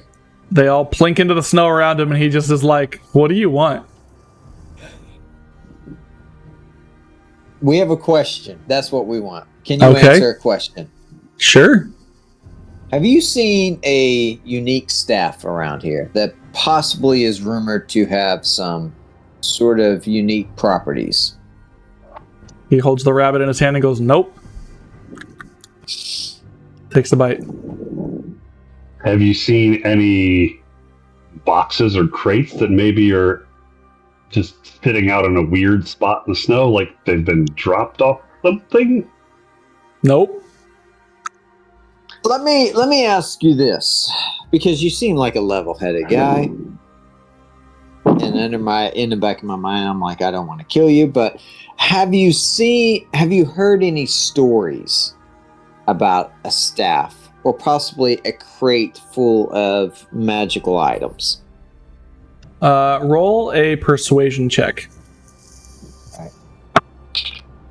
Oh, that sucks. 6 plus 2, 7, 8. 8. Okay. So he rolled a 4. And so he pulls the rabbit down for a second and he's like, "Listen." He says, I came here hunting this bear. But the truth of it is that bears are pretty territorial, and they typically only stay in the same area. And so for this bear to have come off the peak, and he kind of points to the west a little bit, he says, for this bear to have come off the peak and draw the information of the Hunters Guild, I don't know, maybe some magical things happening up there. Where would you say this peak is located at? You said west. He looks at you, points again, and says west. He's literally pointing at the mountain. So I laughed so hard I get a hairball. on the map, Sorry, guys. it's going to be kind of over this way where I said that that's not actually a fire. Yeah. So he's pointing to that peak. All right, And he says, he's now, pointing at- if you're heading that way, if you can do me a favor, since you've come to my camp, insulted me, and then thrown a year's worth of my wages at my feet, could you just take 10 minutes out of your time and go check the southern peak for my friend Laura Amanda? We can absolutely do that. Yeah, I guess we could. Hey. And I lean over and whisper to Erica, I'm like, yeah, anything to get us away from this dude. So he pulls the second rabbit off the thing and sets it on a stump kind of in between where he's sitting and where you guys are, and he's like, if you're hungry, go for it, but just let me be tonight. I need to get my camp set up. Sounds good, buddy. Cool. Okay, I reach for the rabbit. All right. Do you share any? Some. Nice. All right, so do you guys start heading south? Yeah, we're Yeah. gonna head south, I guess. Leave this poor guy alone for a while, I guess. Wait, I don't know where I'm going. I'm coming down, but I'm going a different route apparently, and I don't know what Lars is still doing up there with the psychotic guy. What? He's sucking out the marrow. Oh wait, I need to be in the middle. All right, so we're gonna go across the bridge, Oh, we're way up here on the bridge. which is like here. That's bridge. You're gonna kind of doop doop doop doop doop doop doop doop. All right, yeah. Oh, and then there's another bridge. All right, wait. All right, so we're heading up the hill here. Okay. Wait. Maybe we should be. Yeah, let's back up here. If the barbarians say we should be stealthy, something. That's something. Yeah, I was getting to that. Yeah. I'll be lurking. I'm lurking, yeah. All right, so if you guys are being stealthy, I want you all to roll me a stealth check for me. All right. Oh, nice. Oh, yeah. 17. 17. 21. 21. Nice. Wait, no. 12. 19 for me. Okay. I'm Awesome. So you guys kind of work your way up a little bit to you. Once you get to about here, you see. Where Lars is? Yeah, where Lars is at. You see a campfire that's been mostly burnt out. It's just kind of down to embers at this point. Smoking embers, one might even say. And there is a woman kind of bundled up and covered in a bunch of cloths, and you can see that her leg is in like a makeshift splint from where you're at. Go for it. Before anything else, Tobias books it over, and he's going to heal her. No. Okay. So you run on over to her and begin to check her wounds. And what are you doing? Are you like using a healer's kit, or are you using magic? Are you like flurry of blows, stomping her on the face to heal her, or what are we doing? Oh, so he's a chiropractor. Oh, that stinks. Actually, Tobias will pull out there's like this chipped and broken staff that he pulls out from behind his cloak. And you guys have never seen this before. And he, like, gently, almost reverently lays it on the wound. Okay. Is the staff shiny? No. Steve, you get inspiration. Steve, you get inspiration. I do get inspiration. Do you guys know what inspiration is in D&D? Have we done this before? Yes. I think so. So, inspiration is something the DM can give out when you are doing something that's like super in character, like maybe even to the detriment of the team, but like is in character. It can be a good thing, it can be a negative thing, it can be a neutral thing. Honestly, Jason being the one who grabbed the rabbit, I probably should have given you inspiration for that as well. So Steve and Jason, you guys have inspiration. What inspiration does is you can choose one time from now to the end of the session, and you can roll any attack or check at advantage, which means you roll 2 dice, 2 d20s, and you take the higher number. No. So where do I record that? You can just make a note somewhere. I think on the D&D Beyond page, I think there's a little checkbox to mark advantage. It's the way for the DM to reward roleplay is really what it's for. So I will do my best to use it and hand it out as much as possible. Yeah. So it is your job to remember you have it, though. It's right above proficiency bonus. All right, what are the rest of you guys doing? Hold on. 2 charges. So 10 hit points back. Okay. Into the wound. So you see her breath regulates a little bit. Don't doctor check me here, Jason. This is a fantasy world. But her health begins to regulate a little bit, but she still is not lucid. She is not really waking up. Kind of seems like she's got a fever. Her skin is still very, very pale. You could kind of check. Make a medicine check? Yep, absolutely. I've got a +1 with medicine, so I Okay. can see what I can do for her too. Okay. So do you want to walk over and kind of help? Yeah. So Jason, another thing that you can do here is you can do the help action, and so the help you have to be at melee range, like right up against where you're touching as well. And so you would roll a d20, Jason, and Josh would roll a d20, and whichever one's higher will take the higher number, but apply Josh's ability check, if that makes sense. So it's kind of like rolling at advantage, but we're going to use Josh's ability check. So if you can just roll a d20, yeah. Yes. All of us, or just him? Nope, just those 2. Okay. All right, so that's going to be a 17 rather than a 13.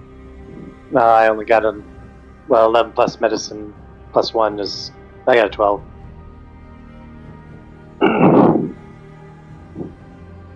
Okay, 1 second. My window is not loading.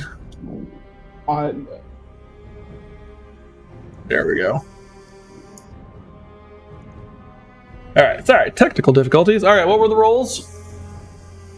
12. And Josh, what'd you roll? And a 7. Okay, so you'll take the 12 plus your medicine check.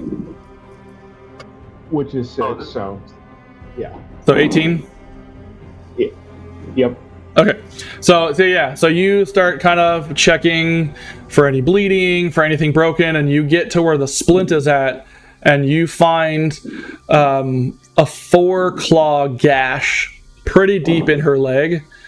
And with the medical knowledge that you have, you wonder why the healing didn't remove whatever affliction is being caused. This is something above just a standard, hey, she scratched her leg falling down a cliff. She's clearly been attacked by something. Do we have an enchantment? I'm gonna just back up a little bit from everybody and look around just to keep an eyeball. Okay, roll me a perception check. Okay. Let me get to the right one here. So Perception check. when you get there, Oh, that was no good. Okay, so you're on a lookout. Josh, what you got?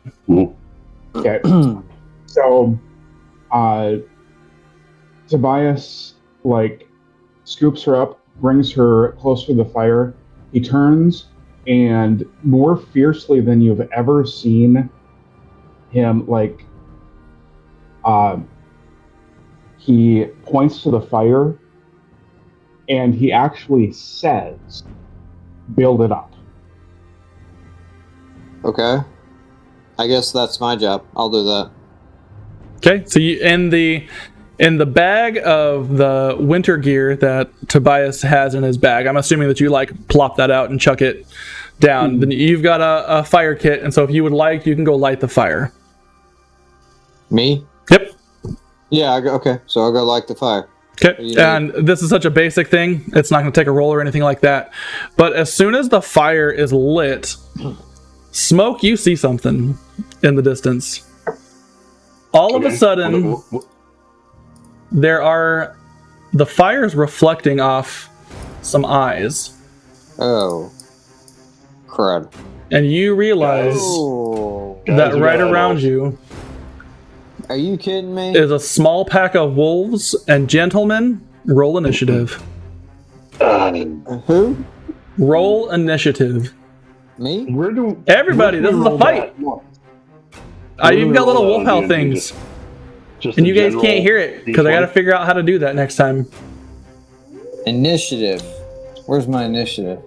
Should be kind of central on page 1. In the center, there should be a. All right, let's box change our of the music outline here. that says Yeah, I see it. I see it. I just couldn't look at it. 15. Okay. 12 for me. Oh, hold up a second. Oh, I need to do this new thing. Okay. We are going to grab everybody here and start an encounter. Oh, you can actually do that with Add to encounter. And JJ, what was your initiative roll? 15. And Lars? 20. And Smoke? 12. And Tobias? 7. The monk is slow on the draw. Counter. Monk We're is just trying getting to ready. We're like- save lives. Kablam. And now, I don't know what you guys can see, but we have an encounter. Yeah. Do you have a little side window thing? And That's what I so, love. Top. sweet. This is my first time using this tool. I've practiced with it a little bit, but yeah, you can add encounters. Whoopee. You do have to be You do have to be like a gold D&D member or whatever, but it's pretty cool so far. I like it. You got to be part of the Diamond Club if you want to. No, I'm just kidding. Well, that's All right. what we're trying to get to. Okay, we are not going to do group initiative. I think we've done that once or twice before, but we are going to do just standard, old-fashioned, everybody take a turn. And so, Lars, it is your turn first. What would you like to do on this first combat? Oh, about time. Well, I'm going to. So you're about 20 feet from the first wolf. From the, kind of the first few, you're about 20, 30 feet from the ones in the back. So I have my boots of like bounding a lot. Okay. What are they? The Is it striding and springing? striding and springing. So can I get over to the closest wolf and take a swing? What's your normal movement? It's probably 25 feet. Now it's got 30. Okay, so you can get to the one in the back. You could put yourself right here in between all three of these guys. Are you raging first? What are we doing here? I like to save my rage because I'm just excited to get into some action. So I'm not, Nice. I'm not like pissed yet. Okay. All right, so you're just going to jump right here. So what we're going to try to keep on these little squares. I'm going to try to keep the wolves on. That just kind of helps with like the 5-foot engagement combat. So you are there, and there is a wolf. What would you like to do, sir? I would like to swing my great axe at it. All right, do so. Okay, how do I do that? Do I head to my actions or? So it would probably be under actions, and you should be able to click. There should be like a +7 or a +5 or a plus something. So a 16 to hit. That definitely hits this wolf. How much damage do you do? 1d12 plus 4. Okay, so click that little button. Oh, come on! Oh, Sorry, it's not funny. Do Come on, HP. Okay. wrong lever. So I can't do HP through this, so give me 2 seconds. I can just write down. One. There's 2, 3. okay, excellent. So that one has taken 7 damage. All right, so you walk up to that first one, you swing a great axe, and it kind of bites at you a little bit as you come in close, but your weapon bites back. Next is Ericus. What you got, sir? So I'm going to pull out the gift of the Dragon Lord, which is a short bow that was crafted as a gift for a bronze Dragon Lord. I have zero clue how this thing ended up in my possession, though. And I am going to shoot at it. Okay. So Which 15. one are you shooting at? Let me get back over on the map. So there's 5 wolves. I'm going to shoot this one down here at the bottom. E or Give me a D, designation. D. You can move D. the bad guys? So the D no. starts... Quit. No. No. Stop Listen. moving the bad guys. I'm not moving anything. All right, so you're shooting a D. That's hard. He's Shooting grinning. a D. So I got 15 plus 7. Okay, What was that, 22? that's correct. So that hits. How much damage are you doing? So it'd be 1d6 plus 5, so... Oh, man. 7. Okay. So you pull out this bow. It kind of has this bronze kind of sheen to it. It's shiny, Steve. And your first arrow looses, sticks right in the wolf, and it snarls right at you. Alright. I sure hope Smoke doesn't go chasing the arrow. All right, No, Smoke. wait, the bow is that shiny or the arrow is shiny? The bow is pretty shiny. Okay, I'm momentarily distracted, but my adrenaline keeps me focused. Okay. Okay, focus. Keep forgetting, he is a cat. Yeah, so I'm kind of like hunkered over and hissing at them right now. Next. They're Oh, wolves, that's they're so dogs. cool. All right, Well, do Smoke. something. It's your turn. Oh yeah. He was distracted. Okay. What? Oh, distracted. Yes. I'm gonna go run over. I'm gonna use 20 feet of movement. Go Okay. Run over here at this wolfie Awesome. B, and then I'm going to use for my attack. I'm gonna use my mistouch scimitar. Okay. I think if I push this button, I should roll. Huh? There we go. What I got? Oh yeah, that hits him. Okay, so then I do 1d6 plus 7 slashing damage. Okay. I'll take that. All right, so you 11. brandish this scimitar and kind of describe the mistouch scimitar for me a little bit. It's a very lovely, curved, shiny sword that has the ability that if I swing it, it kind of casts this like misty, mist. Yeah, wordsmith here. Nice. Misty mist around Misty me mist. as I swing it that kind of blurs in the air with the snow and things like that. Nice. And so And I'm not using its ability okay. at the time. So you swing this sword, and it's like one of those motions where you like unsheath it and swing all in one nice smooth motion, and the wolf kind of like stops for a second and looks at you, and then its head just goes whoop, off, and instead of like being it's kind of frost cauterized as the mist passed through the wolf because it's so cold that it just kind of flash froze the wound in place, and so this wolf is dead. Nice. Okay, so I moved 20 feet and I killed him. Yes. Am I done with my movement for the turn? You can move some Do I more, still yes. How much movement speed do you have total? I have 40 total. Yeah, I was gonna say I think you guys are a movie bunch. You had a lot of move Yes. speed. And so I still have my bonus action, so then can I move and do a bonus action? Is that how it Absolutely. works? Absolutely. Okay, I'm gonna go after Wolfie A. Okay. and I'm going to spend one of my focus points, which I'm not sure where those are recorded, so I'll just write it down. That's fine. I think there's a spot where you can like checkbox them, but this is good for tonight. Later, but for now, I'll put it on my paper. Yeah. Absolutely. Okay, so I'm going to spend one focus point to make 2 unarmed strikes. Okay. So I've got my sword in one hand, but I've still got all the rest of my body parts. Yeah, and tell me what you said earlier about where some of your unarmed strikes are coming from. Like, my claws, or my fist, or my feet, or my tail. Yeah, I like it. I'm assuming I could smack somebody with a tail if I wanted to. Do you have like a little... I imagine you have like a bronze ring, like fastened to your tail at the end. Absolutely I do. Oh, yeah. I got you. Of course. Okay, so I'll go ahead and roll for the first of the unarmed strike. Okay. Which would be my cat's claws. Okay. Now, I think Flurry of Blows does...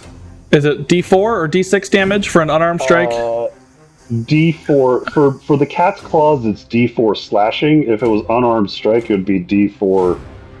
Okay. Oh, I guess I'd use the unarmed strike then. Yeah, I think so. Not the cat's claw. Yep. Okay, so if they're both D4s and it's the same, then you can flavor it however you want to. Yeah, okay, so we'll go ahead and. So that was a 12. Okay, so that misses the first one. So you come in to strike, and it just kind of like bows down just a little bit to dodges out of the way. Let me go for the other one then. Do the other one. Okay. That's not good. That's the same exact thing. Okay, and so that one also misses. So you come in, and this wolf has a bit more fury and fire in his eyes. All right, and so then now it is that wolf's turn, and so that wolf is going to snarl, and it's going to look up at you defiantly, and I'll just pick at it's like a dog versus cat here. It is going to try to bite you with a. Okay. Do I have something that does dodgy? Oh no, I don't think I do. Does a 14 hit you? There we go. He does not hit me. Okay. And so it tries to bite at you, and then it's going to try to bite you again.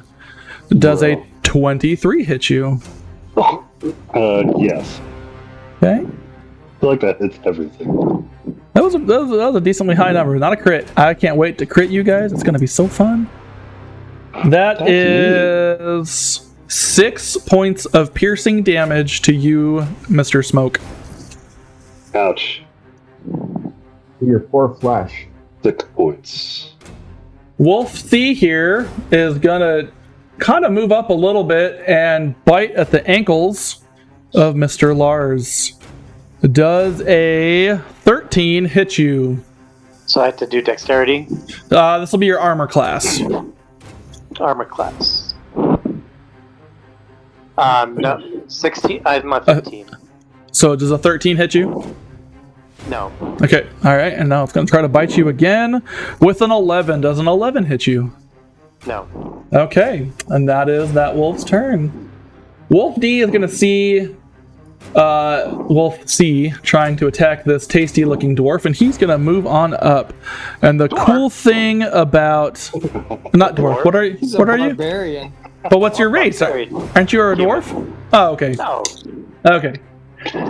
So the fun thing about wolves are they have a feature called pack tactics, and so when they have advantage on a roll, or they get advantage on a roll, if there is a friendly creature within 5 feet of whoever they're attacking. So Jason does a 17 hit you. Yes. You take 6 points of piercing damage. And rolled another 17. Okay. And that is another 6 points of piercing damage. Well, dang.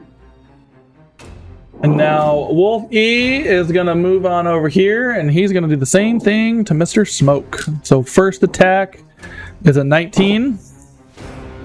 Hits. That is 5 points of piercing damage.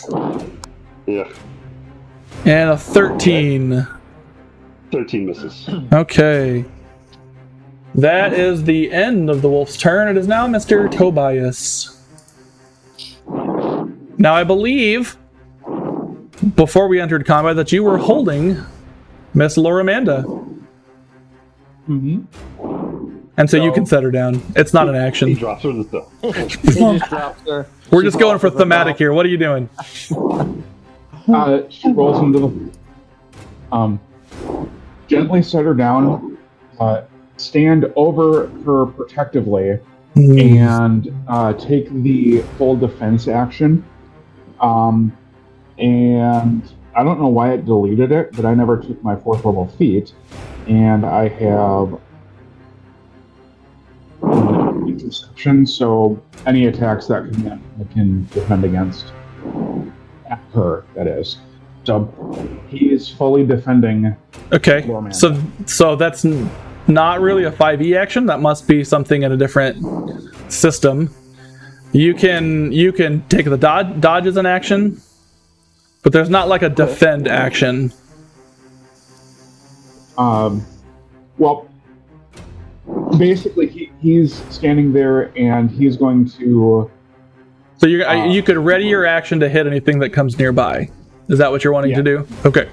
Well, hold an action to basically body block or get in the way of any attack that comes in at Loramanda. Okay. So right. holding an action to do that, yes. Okay. All right, back up to Mr. Lars, round 2. What are you doing, good sir? Well, now I'm mad, so now I will enter my rage. Okay, awesome. And what's the special thing about your subclass? I have the Wild Surge. So, as you take your bonus action to enter into a rage, why don't you roll on your wild chart, which should be in your features, I believe. Should have made sure you had that. Yeah, I've got it here, so I just have to roll separately. So, find it. Nope. 4. So, for magic infuses one weapon of your choice that you're holding until your rage ends. That weapon's damage type changes to force, and it gains the light and thrown properties with a normal range of 20 feet and a long range of 60 feet. If the weapon leaves your hand, the weapon reappears in your hand at the end of the turn. Nice. So now your battle axe becomes a magical battle axe. It's now, for all game mechanics purposes, you can throw it at anything within 60 feet, and the axe just magically reappears into your hand. And I believe that this is like, it's good until you're not raging anymore. So like, this is now a feature of your weapon due to your rage. Let's go. Also, when you rage, so you take half damage to bludgeoning, piercing, and slashing. So the wolves are going to be doing half damage to you. And you can choose to reckless attack, which gives you advantage on the roll. So you can roll 2 dice and take the higher number. But that also gives enemies advantage against you when they attack you. So it's sort of a blessing and a curse. I'm not ready to do that, but... Okay. And then... Looks like I also get 2+ melee damage with strength weapons. Yep. So I'll take my great axe and try to finish off Wolf C. Perfect. All right, so roll an attack. 15. All right, that hits. And for damage, Come on. well, that's going to be +2 again on top of that because of your rage. So that's 9. And so that wolf, you smack it right in the head. Axe blade goes straight through the skull, and that one is dead.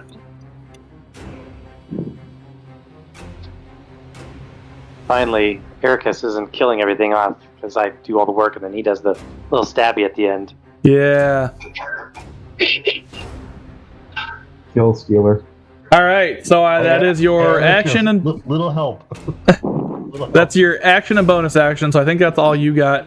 If you tried to move, then it would have an opportunity attack against you. You could move to kind of stand right here in between the two wolves, which kind of gives it so that way if it tried to move out of Smoke of Embers, then you'd have a chance to attack it. So positioning is a thing in D&D combat that can be very important when you're trying to keep monsters from getting to the weaker light armored guys, Irkus. So Yeah, we better protect our you're squishy. princess over here. Alright, so I'll move in. Alright.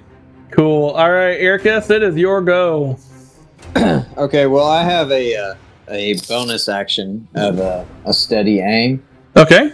that gives me the advantage on my next attack roll. It does. And I haven't moved, so I think I'm gonna go ahead and pull out the Gift of Dragon Lord again. Okay. And now here's the fun thing. Now that you have advantage on your roll, because you are the rogue subclass, you get a little thing called sneak attack. Right, yeah. Ooh, yeah. And so you're right. gonna roll at advantage to see if you hit him. You're gonna do your weapon damage, and I think you're at 3d6 for your sneak attack damage. Yeah. Okay, so for the Yeah. What's your hit? let's see, it would be 19 plus 7, so Okay. 26. Absolutely. That arrow So- definitely hits. Which one are you shooting at here? The D? Yeah, I'm shooting a D. Okay. And then I'm gonna roll so with the sneak attack, I can roll an extra D6, right? Yeah. So roll your normal weapon damage, which I think is Yeah. a D8, maybe. No, it's a D6 plus Okay. 5. Okay. So give me that number. Oh man, 11. Okay. And then roll 3d6. A 3D what? So 3 different D6s. Okay. So the standard Monopoly dice. So 4, 5, and 6. Woo! So that is 26 damage to a creature that doesn't have even half of that. And so your arrow goes into this guy, and as you pull back the bowstring on this bronze bow, you kind of feel a slight cackle of electricity and of energy charge up as you pull back the bow and you release. This wolf is pushed about 30 feet back this way and just does not get up out of the snow. It is completely dead. And that is your turn. So you can't move because of steady aim, and that was your bonus action and your action. And so we move on to Mr. Smoke. Okay, so according to this, I have patient defense, so I can. Wait a minute. If I disengage, it gets a chance to attack me, right? Correct. Can you use a key point to disengage? Well, if you choose to disengage as an action, then that they can't attack of opportunity against you. But at this point, you're standing in 5 feet of 2 wolves that are actively snipping at your heels. They smell a kitty. Okay, I'm going to use my scimitar against wolf. Have either of those wolves taken damage? Wolf E has. Wolfie. Okay. Wolfie. I'm going to go after Wolf A then with my scimitar again. Okay. That's 20. The nat 20? No. It's Okay. a dirty 20. Okay. All right, that definitely hits. What's the damage on this guy? Damage. 11. Okay, that is the magic number. And so that wolf goes down. Okay. All right, so we've got just And- standard wolf all by himself. One more left. Okay, I'm gonna do it. Why? I'm gonna spend one more point, do flurry of blows, and hopefully it'll work better this time. Hey, as soon as we kill the wolves, I'm gonna have to end for the night. So Okay. Okay, unarmed strike. Here we go. All right, that first does not hit. Okay, let's try another one. There we go. All right, that definitely hits. What's the damage on that? Damage on that. Hopefully good. Okay. Magic number 7. So he had already taken 7 damage, and so this is going to put him over his threshold. So I would like for you to describe how this last wolf goes down. I'm gonna slap. I'm gonna see. I've got my sword in one hand. I'm gonna like slam down my sword fist on the back of his neck so his head's in the snow, and I'm gonna like punch down on top of his head with my Nice. Smashing his head. fucking.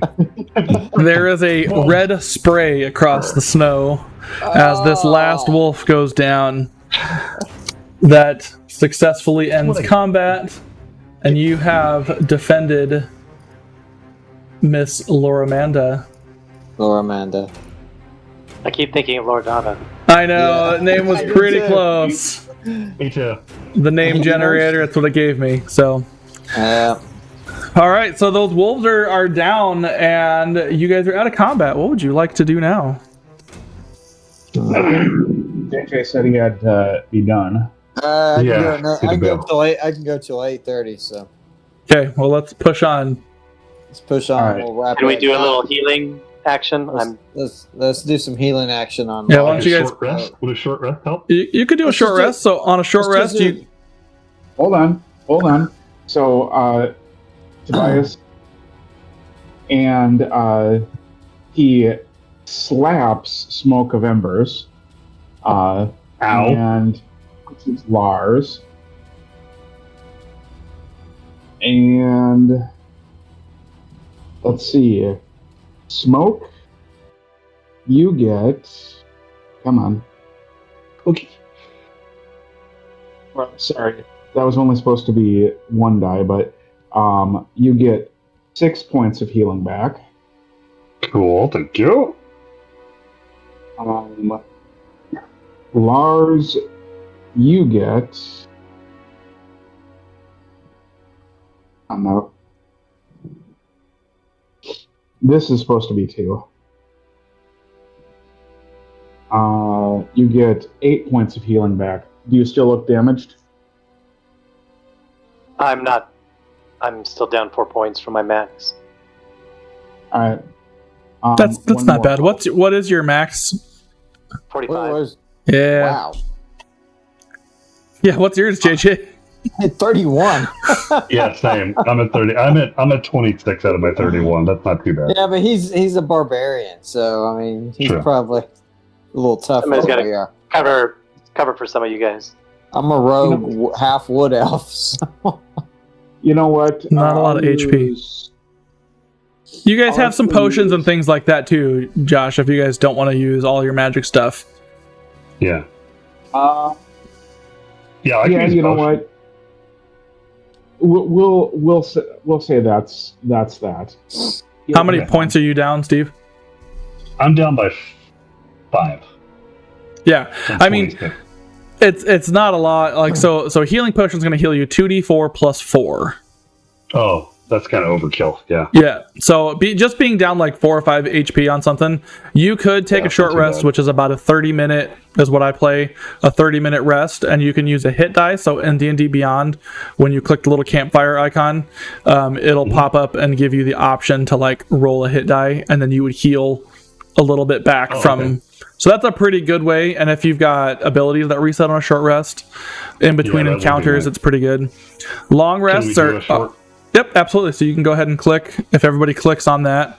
What are you doing with Campfire. Laura Amanda? You've got the campfire going again, and kind of trying to. like, kind of around Okay. her to keep Yeah. it safe. Yeah. So how far away is the other campsite? So it's maybe a 10-15 minute walk. It's not super far to get back to where Petrin was. All right. So You could wait and do your short rest. You could take her back to Petrin, and then do a short rest there. So Tobias looks sternly at the other guys, kind of points at them.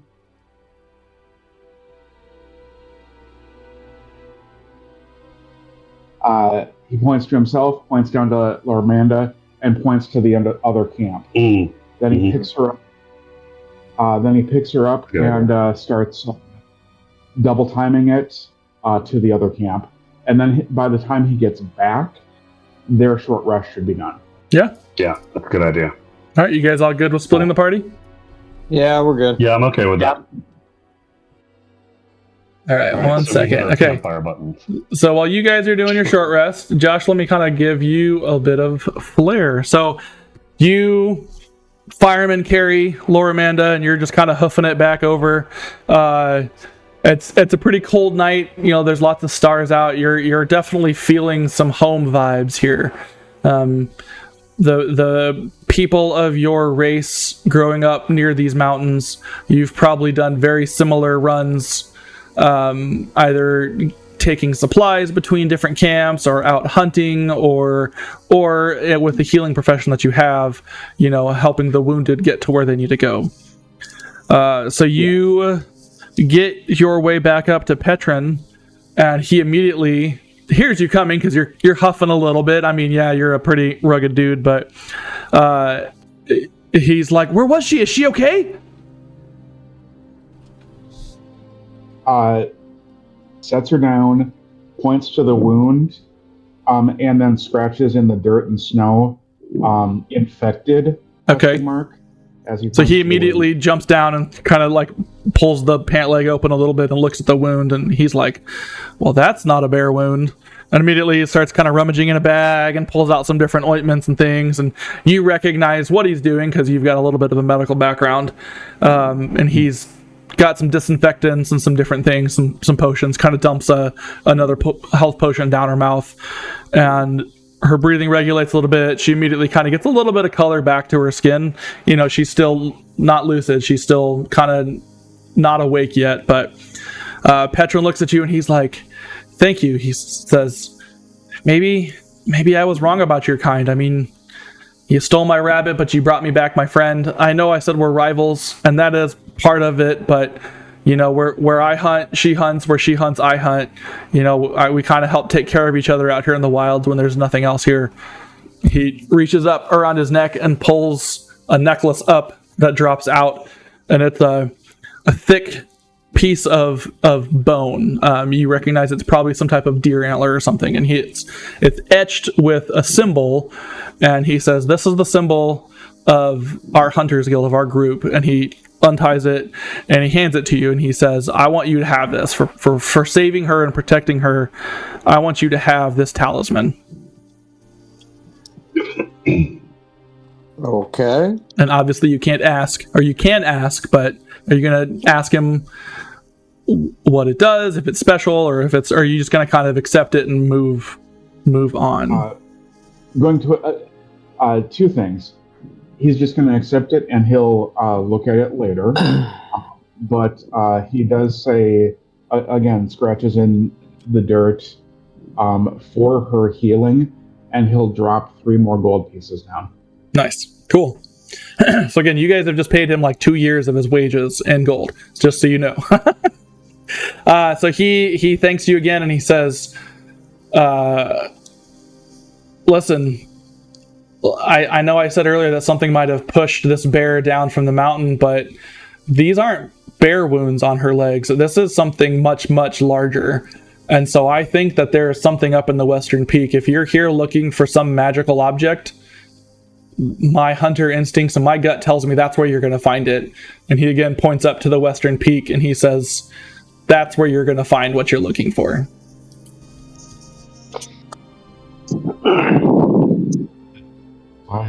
Bows a little bit again, and then goes back to the group. Okay.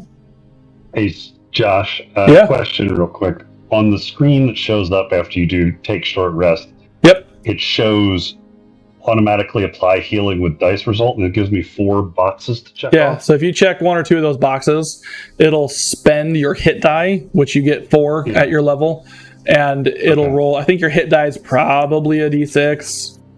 Jason's is probably 1D. I've got 1D8 plus 2. nice. Cool. Yeah, so if you want to roll 1 or 2 of those, that should get you back up to whatever your max is. Oh yeah, that's perfect. Nice. Awesome. Okay, cool. Thank you, sir. And so JJ, I know you need to get moving, but I can kind of help speed run this a little bit. Go ahead. No, you go ahead. I mean, Okay, so you guys have the decision now kind of on where to go. And what would you like to do? Well, Feels like we let's should have head that to Western Peak. that Western Peak, yeah. Yeah, Tobias points to the peak. All right, why don't you guys move your way up to... we're going to stop you about here. Where are you pointing out? Right where Lars is at. Right there? All right, so as you guys get closer to this point, you start to smell something that does not smell very good. It's not really a skunky smell, it's more of a rot smell. And... Tobias, did you leave your socks up here before? Smells like dogs. yeah, so as you get close, kind of in the bushes, you think that you see some black fur kind of poking out of a tree. Right where you're at there, Smoke. It doesn't take a genius, though, to figure out if this really was a black bear. You all probably would have been dead already. And so as you approach, this is indeed the large black bear. However, it's maybe 2/3 missing. Oh. And so there's basically the head and the left shoulder and part of the chest, and everything else, bones and all, has been fully removed. And there is a blood streak heading further up the cliff to the path ahead. What kind of predator are we facing? Well, everybody thought it was the black bear. Hey, There's a can movie I joke in there. Well, can I climb, Josh? Can I try climbing up that hillside to see what I can see? yeah, absolutely. It's probably maybe a 30-foot climb, I would say. I was gonna say, And so it's going to be difficult. It's cold. It's pretty rocky, and so there are definitely footholds. But I have Would my a difficulty. claws Sure, I'll give you a +2 to whatever. Well, what's your dexterity check? my dexterity check. Like an acrobatics. So we're going to do acrobatics of you climbing up this mountain. Okay, so why don't you so my roll me an acrobatics check? Got it. Boink. Acrobatics. All right, so the first 10 feet, you can kind of feel like your paws are a little cold because it's the underneath there, but you definitely get about 10 feet up. Why don't you go ahead and roll me another acrobatics check? Yeah.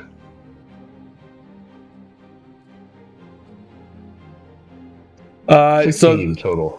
this time it's the rock is getting a little more sheer, a little more slippery, and so you only make it about 5 feet up. So you're about halfway up at this point. You kind of feel you've climbed a little bit before, up rocks and chasing down bad guys and different things. You feel like if you fail again, you might just fall. Okay. I go put my arms out in case he falls. Oh yeah, you can catch me. It'd be dope. All right, I'm gonna try one more time. Go acrobatics. Come on. Yes. Nice. All right, so you indeed your tail is sticking out and whipping around because it's auto balancing for you as you're climbing, and you get to about 5 feet away from the top of this cliff, and you're gonna need one more check to get to the top. Nat 1. Oh, 12. Go ahead and roll me a dex save. The dex state. Okay, so I go to. So your feet immediately give out under some rocks, and you might have. It should be up top left, kind of under your saves. Oh, there you go. Got it. 14, 16? What are we doing? The +2? All right, and so you... Okay, yeah, I'll give you a +2. So the DC was 15, but I am being a kind DM for this first night. And so your feet give out, and you immediately kind of are able to shift your front forward, and you latch your claws into the top piece of the rock, and you're able to pull yourself up to the top. Okay, cool. All right, so I'm gonna look around. You want to yell down and tell them, "I made it, guys"? I don't know if I want to yell. I I feel like yelling might be a bad idea. Can I lean? I'm gonna lean over the edge and kind of like wave Okay. at them instead. All right. So I don't, So, at the top of this peak, you see what you can probably really only describe as an enormous bird's nest. It's a bunch of pretty thick logs and sticks and some fur. You can kind of see, kind of to the left there, that there's like the blood trail. It goes up the side of the nest and it disappears into the darkness on the inside. Hey, so I've got my boots of striding and leaping and jumping and all. Can I jump up there? It's 30 feet. I don't think you can jump 30 feet. Okay. So the way where you can jump is, so what's your strength score? Like the full number. 22. Okay, so you can jump 22 feet. What is the boots of striding and springing? 3 times. Okay, so absolutely, then you can just fully jump. I'm gonna have you give me a strength check, just for fun. Boom. Oh, yeah. You walk up to the side. Do you say anything to the guys down below? Catch you up there. Boom. You just jump. And you land softly in the snow right next to Smoke. And I'm just like, So Tobias, with one of his magical items, he kind of like rubs at his sandals, whatever, and just walks up the cliff. I forgot I gave you that. wait, what? JJ. What does he have? JJ's gonna have to go the long way.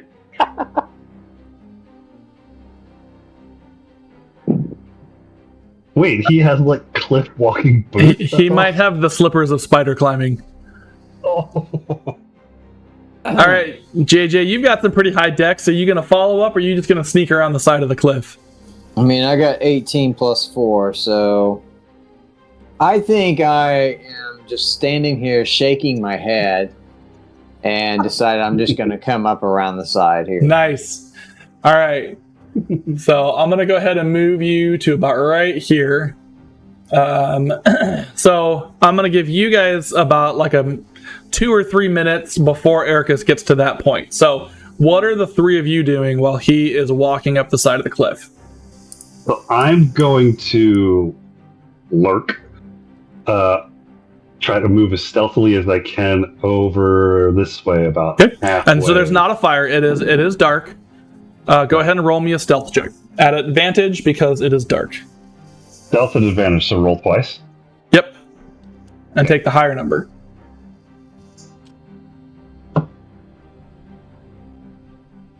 I'll take 23. All right. So you work your way around. Now, what are you trying to do? Are you just kind of like eyeballing things? Are you focus on the nest? I'm trying to look in there and see what I can see in the nest. I do have dark vision, if that helps. Okay. So you get kind of up to the edge, and well, I about deleted you off the screen. And you peer inside, and you immediately see something that sends a positive chill down your spine, your furry little spine. There is kind of wedged about in the middle of the nest is a golden scepter sticking out of the middle of the nest.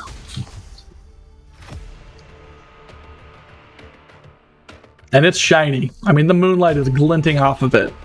I hear like heavenly angel choirs in my ears and nothing else. Okay. I think I have that as an option. I am going to. So it's like what, 20 feet away? 40 feet?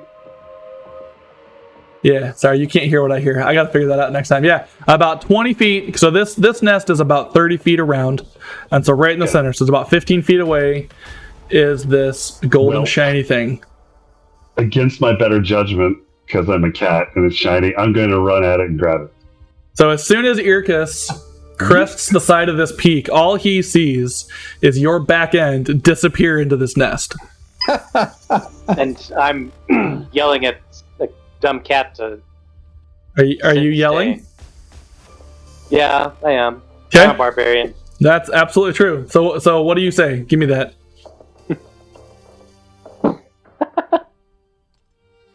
Stop it, you dumb feline!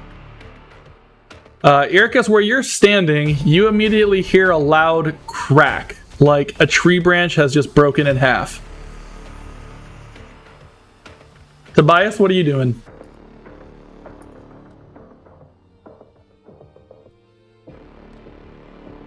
You just stand. Walk over just in case. Okay. I'm kind of nuzzled up against the staff purring. Did you use your inspiration? Because you get it again. No, I didn't use it yet. Okay. I'll hang on to it though. Yeah. All right. So as you get that, you hear, Iricus, you hear a low growl coming from kind of just a little bit north of you in the trees. And kind of stomping noisily, out pops 3 young wyverns. Do I see these? Or am I Nope. too busy with them? You're too busy with the staff. Okay. Like, well, staff is dead. And so these, Iricus, I don't know if have you ever seen a wyvern? Is that something your character would have seen? You, JJ? Did I see a what? Have you ever seen a wyvern? No. Okay. So your character, all it sees is something that looks kind of like a tiny dragon. I mean, they're not tiny. They're like the size of, like, I don't know, Doberman Pinscher. Comes on 2 legs, comes waddling out of the trees, and it's got just grizzled meat dripping out of its mouth. And it looks at you and it snaps, and I need everybody to roll initiative. Yeah. Let's see. 16. Oh. Oh, hang on. Come on. Add 8. 20 plus... No, 20. Just 20. And they rolled low. 14. Oh, The wyverns rolled low though. Right? they rolled really low. All right. Nice. I actually didn't take down your initiative. I apologize. So we're just going to go in this order. Oh, okay. Hey, I got 16. Because you guys are going to go first anyways. So, all right, Iricus, you see these 3 wyverns come popping out of these trees. What are you going to do? I guess I'm going to shoot at them. All right. It's the only thing I can do. I mean, I do have a dagger, and yeah, I'm just gonna shoot them. I'm gonna continue with. Remember, you've got some magic and stuff too, because you're an arcane trickster. Oh, I do? Where my magic at? It should be in your spells. Let's see, what spells do I have? Oh God, I do have spells. Look at this. But shooting is a very viable option at this point. Hold on. Since I don't know what the heck these are, I'm gonna shoot. That's fine. I don't want to use a spell just yet. All right, so 16 plus 7. That's gonna hit. Oh.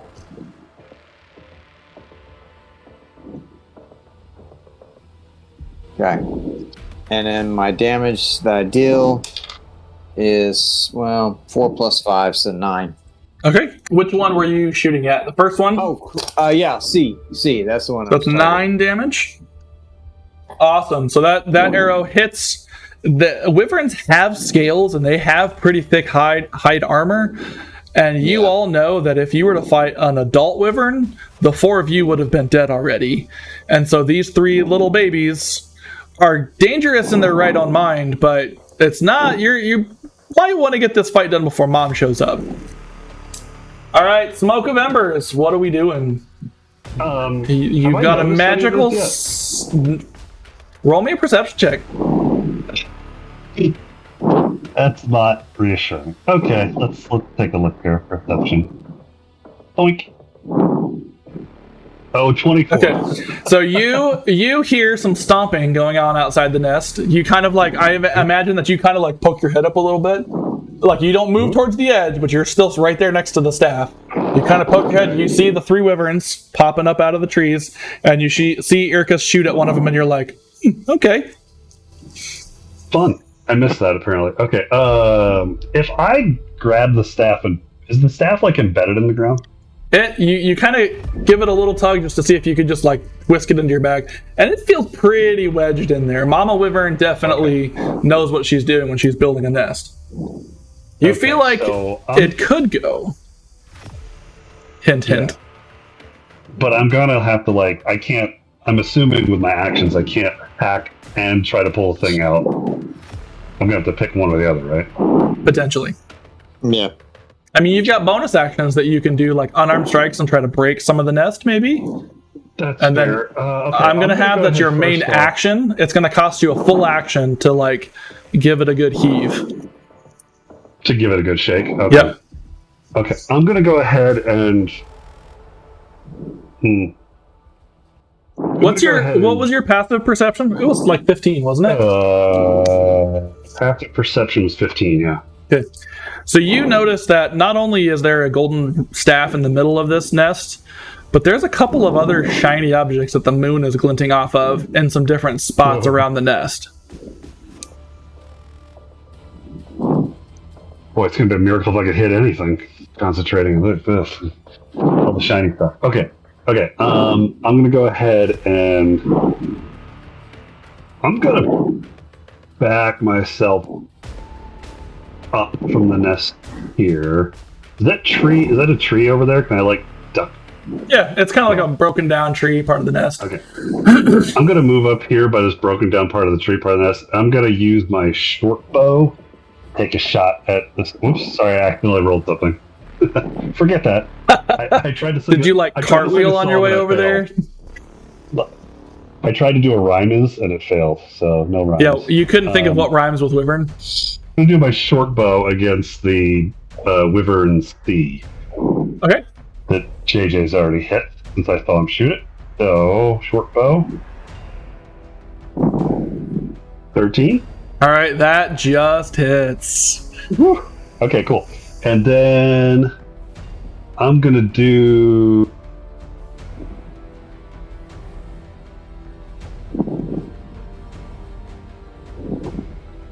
I'm gonna use my bonus action to do the Kensei shot.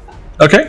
To deal an extra D4 damage once I roll this. Nice. So I'm gonna do the short bow damage first. Okay. And then a D4. The Kensei's action is an extra D4. So I'll roll that. 1. Okay. So 11 total.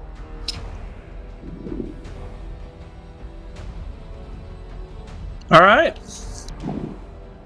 Is that all your movement and actions, good sir? That is it. Yes, because I used my move and my bonus, but I'm gonna move, continue the rest of my move, and put myself back behind the tree here. Okay. I think. All right, Tobias, what you got? I'm good.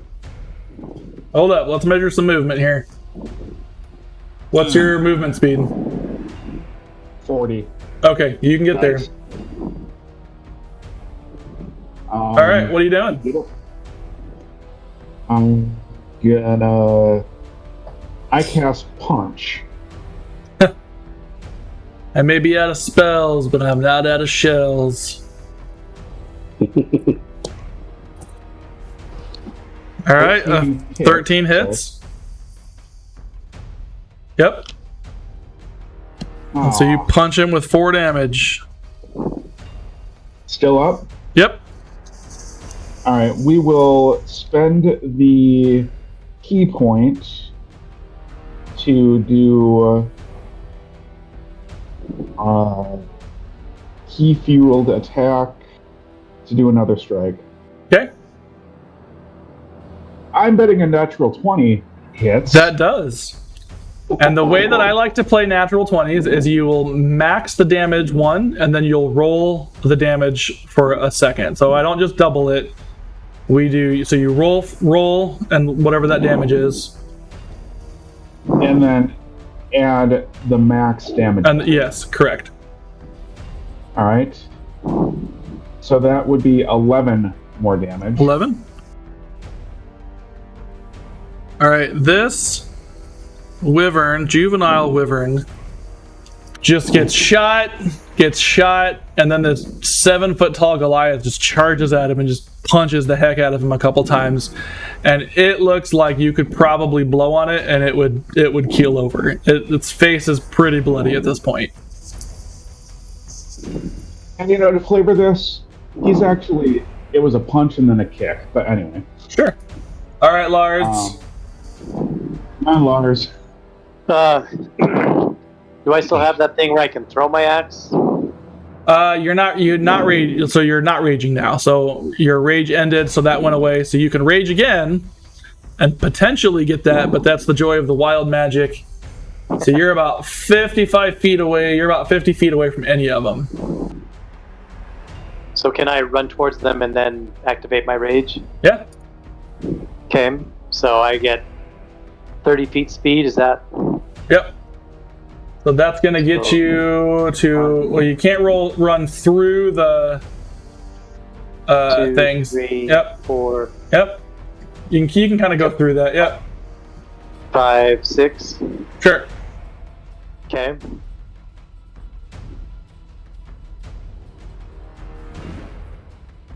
All right, so you're gonna rage. You can dash as a bonus or as your action, but you won't get to attack on the same turn.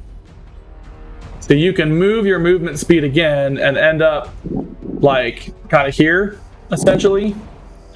And then both of those, if you rage, both those wyverns will probably attack you, and then you will be taking half damage, which is better than taking all damage. And if you get a good thing on your wild magic surge, that'd be pretty good as well. So rage and then dash. Yep. Okay, so I'm rolling on your wild chart.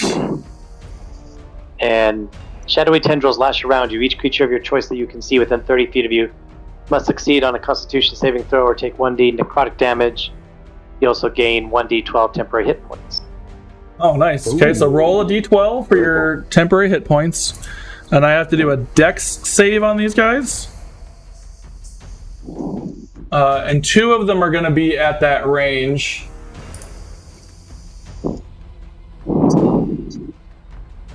So I get 7 plus.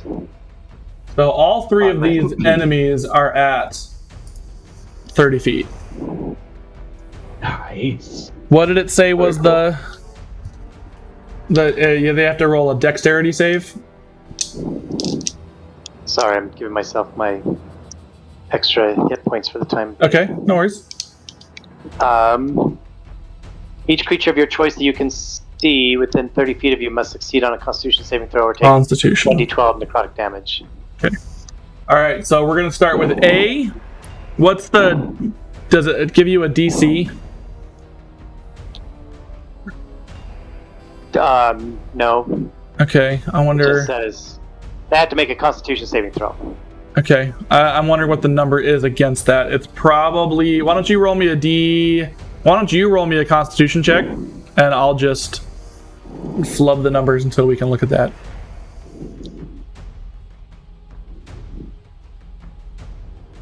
So I got a 15. Okay, that's probably about where I thought it was. All right, so the first A fails, B fails, and C succeeds with a natural 20. So they take how much damage? 1d12. 1d12 necrotic damage? Or that's how much you heal? No, that's how much. That's both how much they get damaged and I get temporary. Okay, what number did you roll? 7. 7? Okay.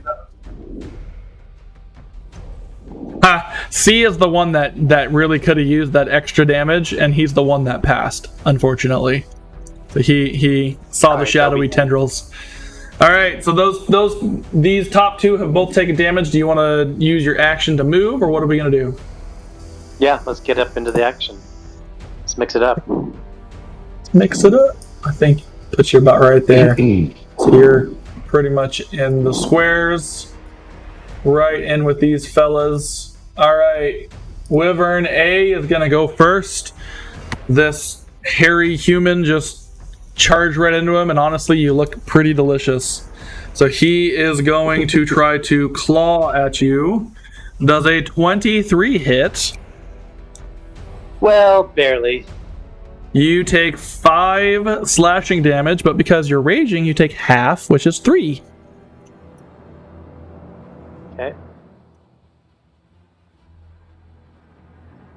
Alright, the Wyvern Bee is going to try to claw at you as well. Does a 16 hit you? I've got a 15 armor class, so. Okay. So. That is 6 damage halved, which is another 3. So you take another 3 damage. Alright.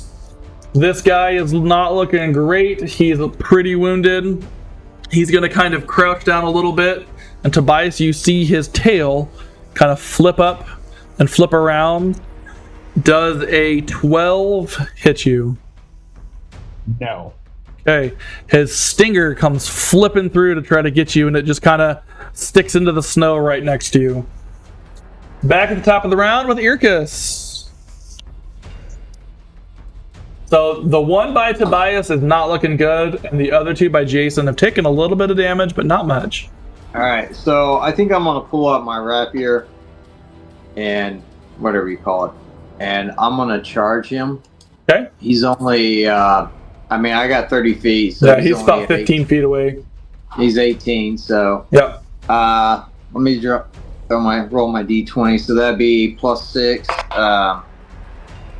So 9 plus 6 is 15. All right, that hits. Okay, and then I need to roll 1d8 plus 4. So that would be 4, 6, 7. Okay, how do you kill this wyvern? I just start stabbing it, Just a whole bunch of times you just repeat your prison shanking it? Yeah. Okay.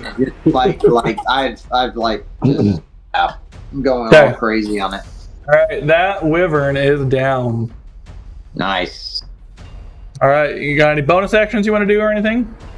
I do have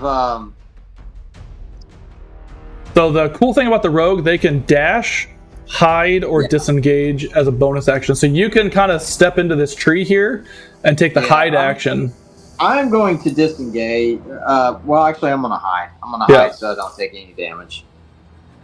So they would have disadvantage trying to attack you. Now they're pretty focused on the burly human that smells funny and is over there. So, all right, So, smoke. hey, Good.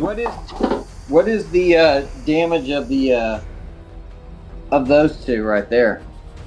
Like how much have they taken? 7 each. 7 each. Okay. That one took a total of 42 damage Okay. and died somewhere in between.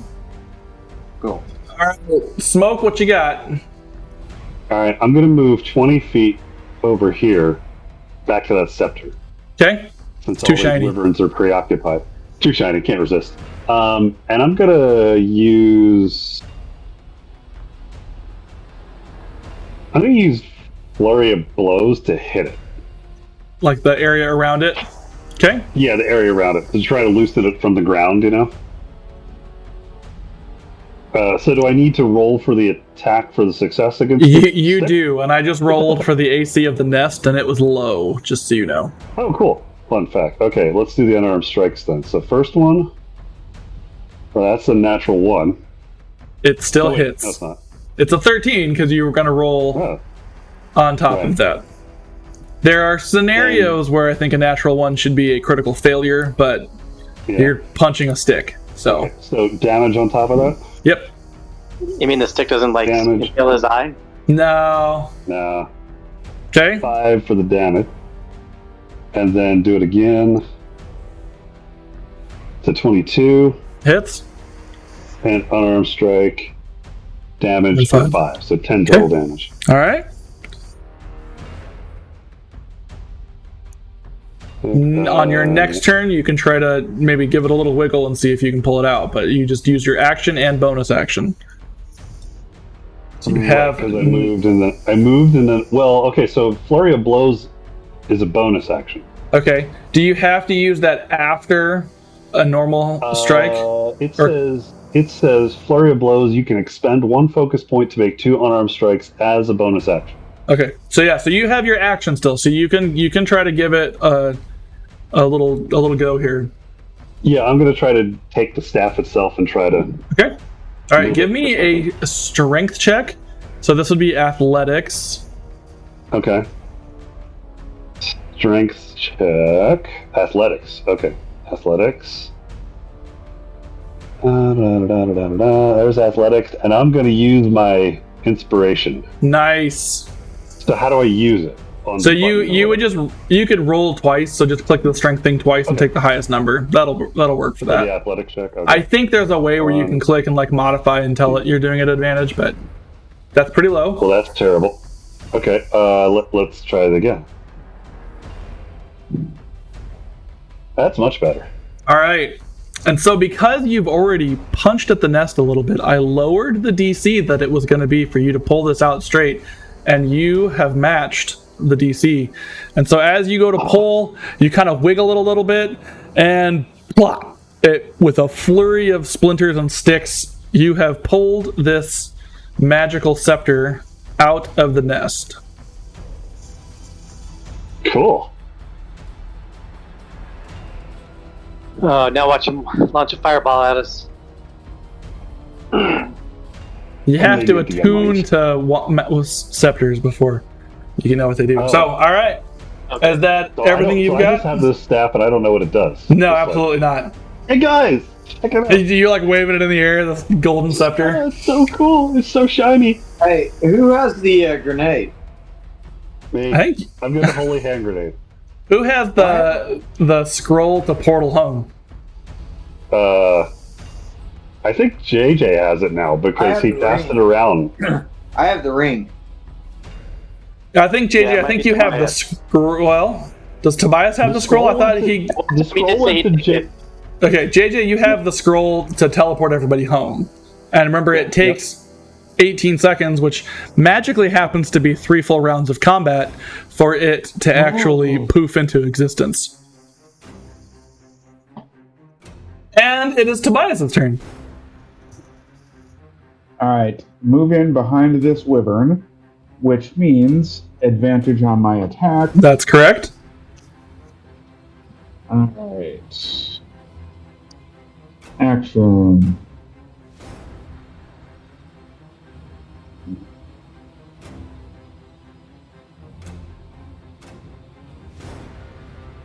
Nope. Technical difficulties. Oh. One moment. JJ, I can polo or face chat you sometime and kind of go over what spells and stuff you have to. Yeah, because that's what I was kind of confused on. That's why I didn't use it. Yeah, no worries. It's some fun stuff. Your guy's kind of chaotic. All right. That hits. Well, I'm still going to roll just in case of a 20. So, okay. Yep. Nope, 22. That is... Well, okay, it's supposed to be bludgeoning, but yeah, 8 points of damage. Okay. Awesome. And these things really pissed me off. So I'm gonna attack again. I think I can do that, right? You don't have multi-attack. You can spend a key point to do flurry of blows. Yeah, flurry of blows, which means 2 additional attacks. Yep. Unarmed strikes. Yes. Haven't quite angered me enough to use... Alright, still at advantage, I'm assuming? Yes. Okay. Is a 14 hit? It does. Okay. Woo. 9 damage. Nice. And then the last one. There we go. Now I can do advantage.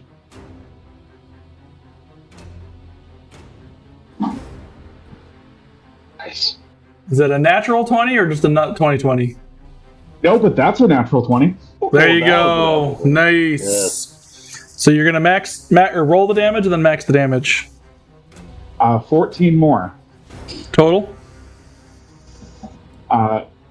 Yep. Total, because it's 8 plus 6, so 14. Nice. All right, describe how that wyvern goes down.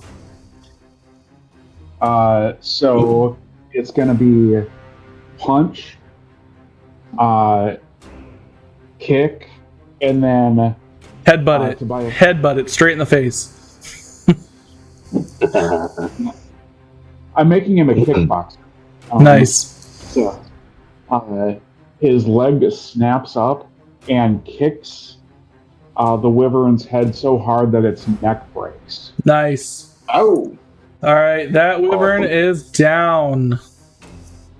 Jumping over to Lars in this second round of combat, y'all wiping out 3 of these wyverns.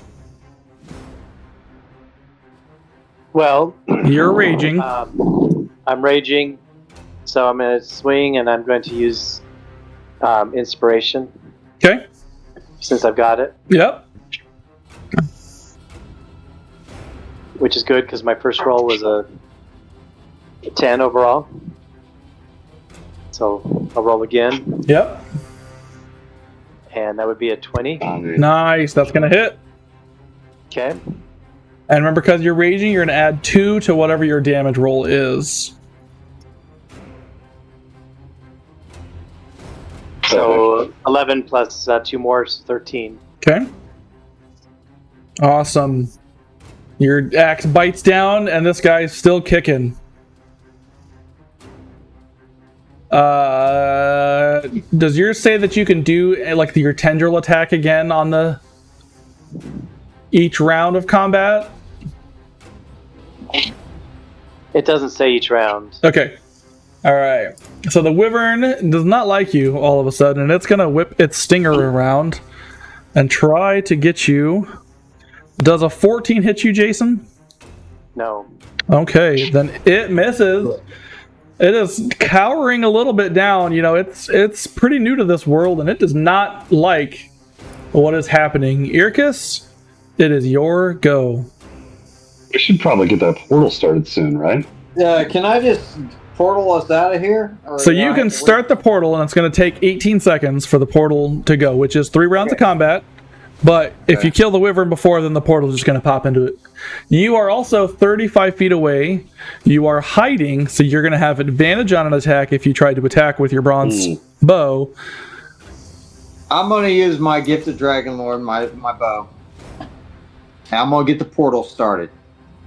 Okay, well, one. They're both an action, so you can do one or the other.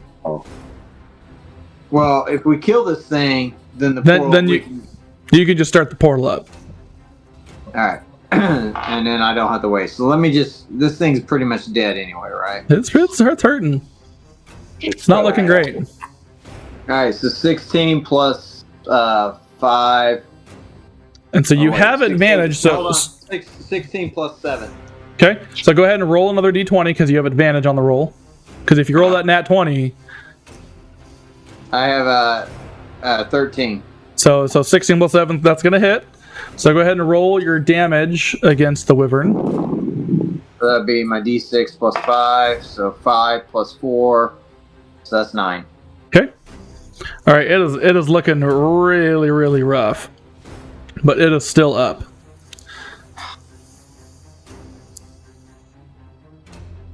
All right, we're going to jump to Smoke of Embers. You're standing with a golden staff in your hand, and the moonlight glints off a couple more pieces of potential itemry. Okay, I'm going to examine whatever one is at my nearest to me. Roll me a d6. A d6? Okay. Yep. 1. Okay. Go ahead and give me a strength check to try to unlodge this short stick. That's a metallic stick from all the other wood sticks. It's a sticky situation. Do the athletics, yep. Nice. Neat. 11? All right, so you reach down to this. It's kind of a dark metallic. It's maybe about the length of an index finger, so maybe 4 or 5 inches. stick that's just it's pretty loosely sitting on top, and so you're able to reach down, grab it. It feels cold to your touch, and you're not really sure what it is, and you stash it away for another time. That's your action. You want to do anything with your bonus action or movement? Hold on, I'm writing down cold stick for what I picked up. Cold stick. Got it. Okay, I'm gonna move to if there's another one nearby, just get myself positioned for it. Okay. You move about 10, 15 feet away, and what you see at your feet looks like a ruby about the size of your fist. And you can't use your action now, but you could maybe potentially reach and try to grab it later. All right, Tobias. I'm just gonna stare longingly at it. It is your turn. All right, move 10 feet up, and I cast on a foot. Cast kick. 21. 21 hits. 21. For 8 damage. Perfect. All right. How do you want to do this? You know what? This time we'll say that it is, because you suggested it. It is grabs the wyvern's wings and Nice. headbutt it. As you headbutt it, the wings just tear straight off, and the body just falls to the ground, and there is just a green spray all over the place. It's nasty. I'm over there with the staff whoop. And that, my friends, is the end of combat. You have a couple of items in tow. There's talk about maybe wanting to portal on out of here. So what are you guys going to do? Well, Maybe we I'm should gonna go over. to make sure just the cat doesn't hoover up everything. No, I'm trying to pick it up. I'm not gonna take it all, dude. I'm just picking it up because you guys were killing all the wyverns. And I'm kind of... Oh yeah, you're not the thief. So, I'm not the thief, yeah. So I'm going to go ahead and try to pick up this ruby thing. All right, so Ericus, I'm assuming that you pull out the portal. I pull out the portal. And I want you to give me an Arcana check. What would that be? It's under your stats, your abilities there. Okay, so Arcana check. +3. Oh, God. 13. All right, so you're a little more familiar with magic than maybe arcane magic than the rest of the party, and so you look at it, you're like, okay, yeah, simple portal scroll, that doesn't make sense. I don't know why they wrote that there. And you're like, screw it. And you read off the incantation, and in front of you, about 10 feet away, a shimmery blue portal pops up into existence. All right, Steve, what are you trying to grab? How long does the portal stay open? They didn't say. Oh, crap. I'm going to grab the big ruby there and try to... All right, roll me a... You're going to have to reach a little bit in there, so I want you to roll me a dexterity, so an acrobatics check. Acrobatics. Okay. 11.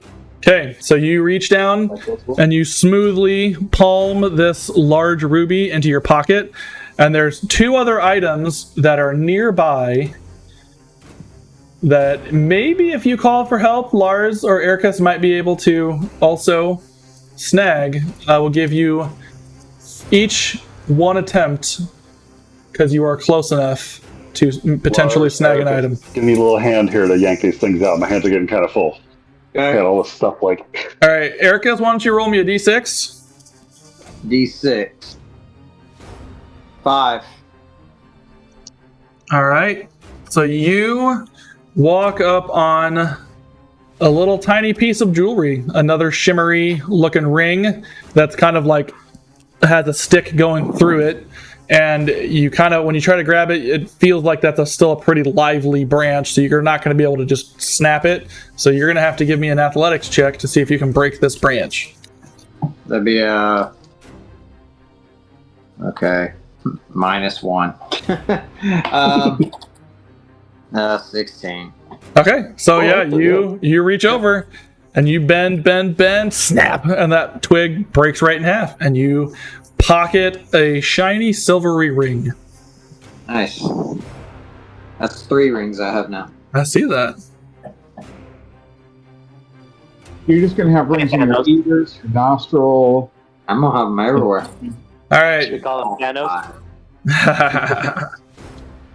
All right, Jason, you've got a chance. So why don't you roll me a d6? 3. Okay, perfect. You see the back like 3 inches of what you think is a longsword sticking up out of part of the side. And so you need to give me a athletics check to see if you can rip that out of there. Okay, I just have a +6 for that. About a 21. That's great.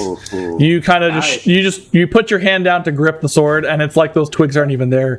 You pull it out, and this is a very nice looking longsword that has kind of a like dark green, like almost iron green, like hue to it. It's not real polished bright, like it's more of a dark iron kind of hue. All of these items later, we'll have some information. I'll kind of explain what that stuff is. But you guys have a portal. So what are we gonna do? Yeah, we better get We gotta going. go. Yeah. Because we don't know when it's going to close. Can I throw Steve into it? What you got, Josh? Point of Probably order. should. Tobias actually brings the wings with. He's gonna Nice. pass them with him.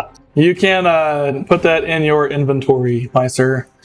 All right, so you guys jump through the portal. Are you jockeying for position? Or you all just kind of kindly, nicely walking No, through? but I really do think somebody should throw me through again.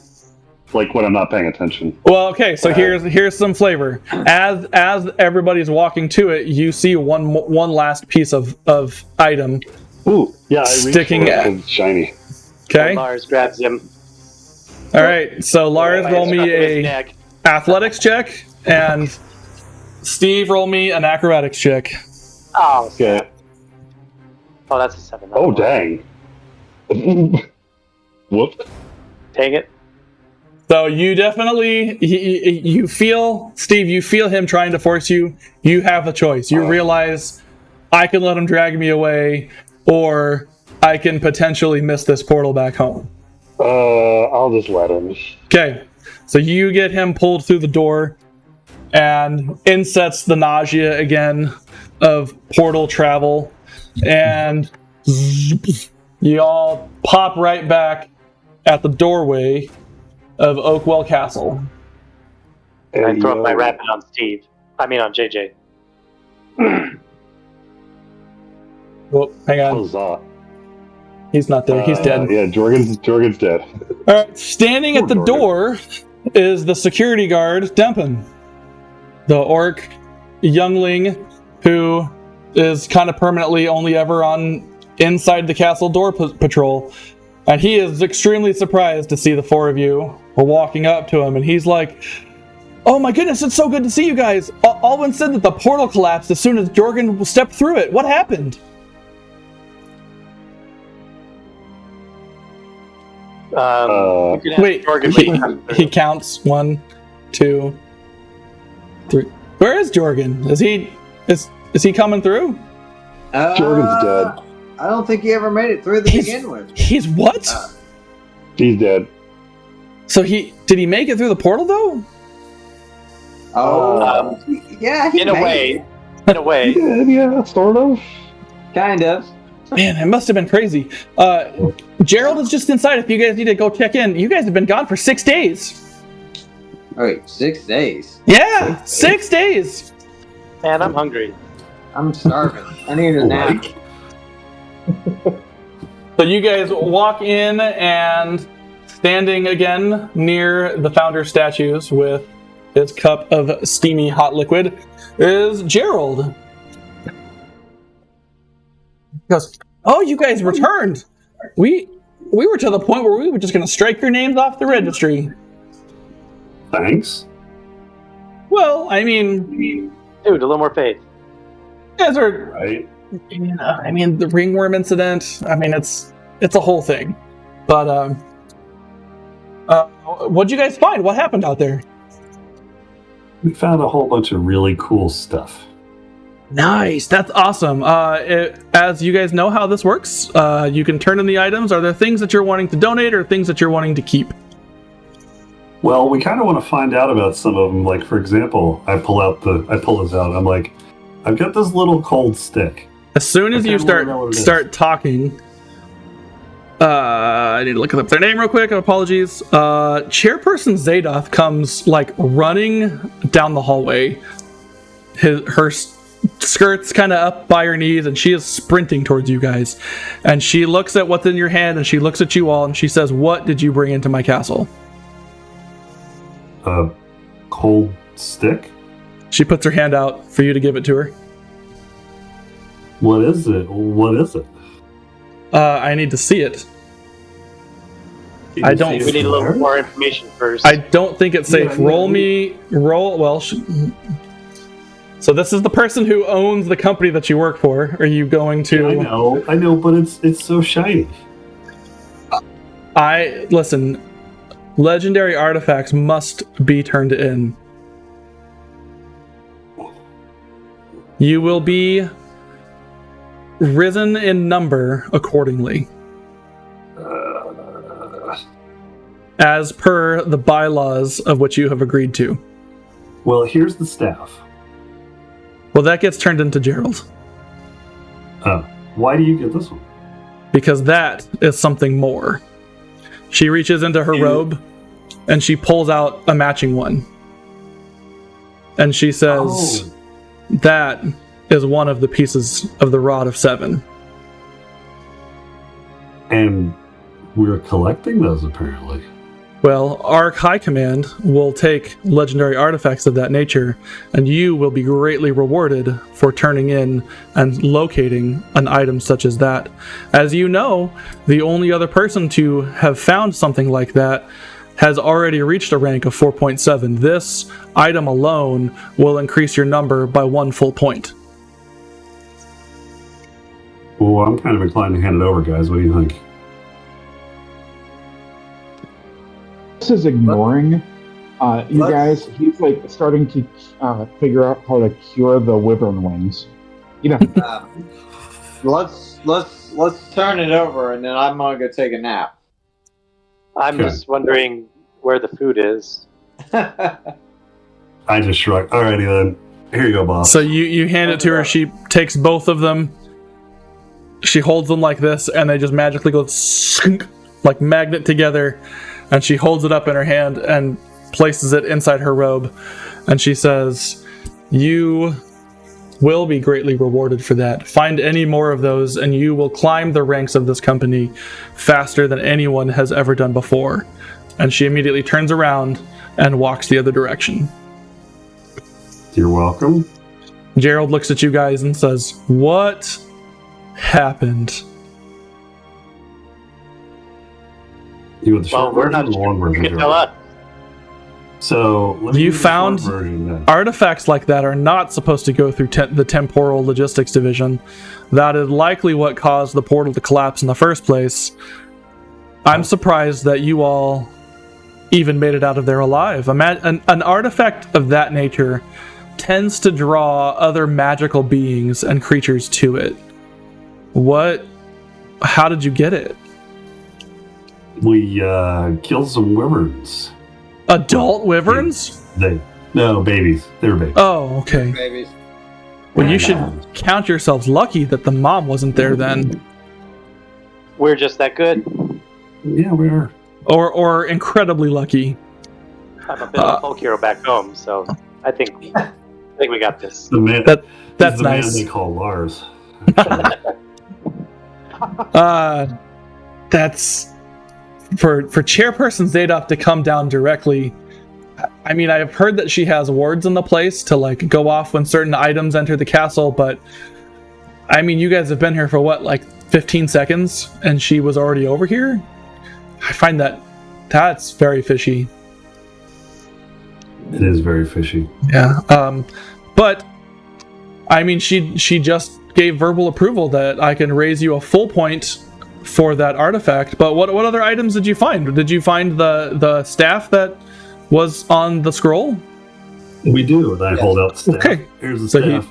he takes that and he sets that kind of in it. He's got a dimensional bag of holding. It just kind of bloop, drops right in.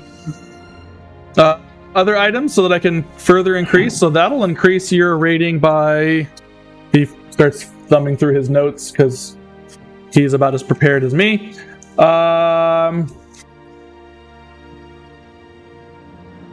That will... So by 0.3, so far you guys are at an increase of 1.3. Did you find any other items that you need to reclaim?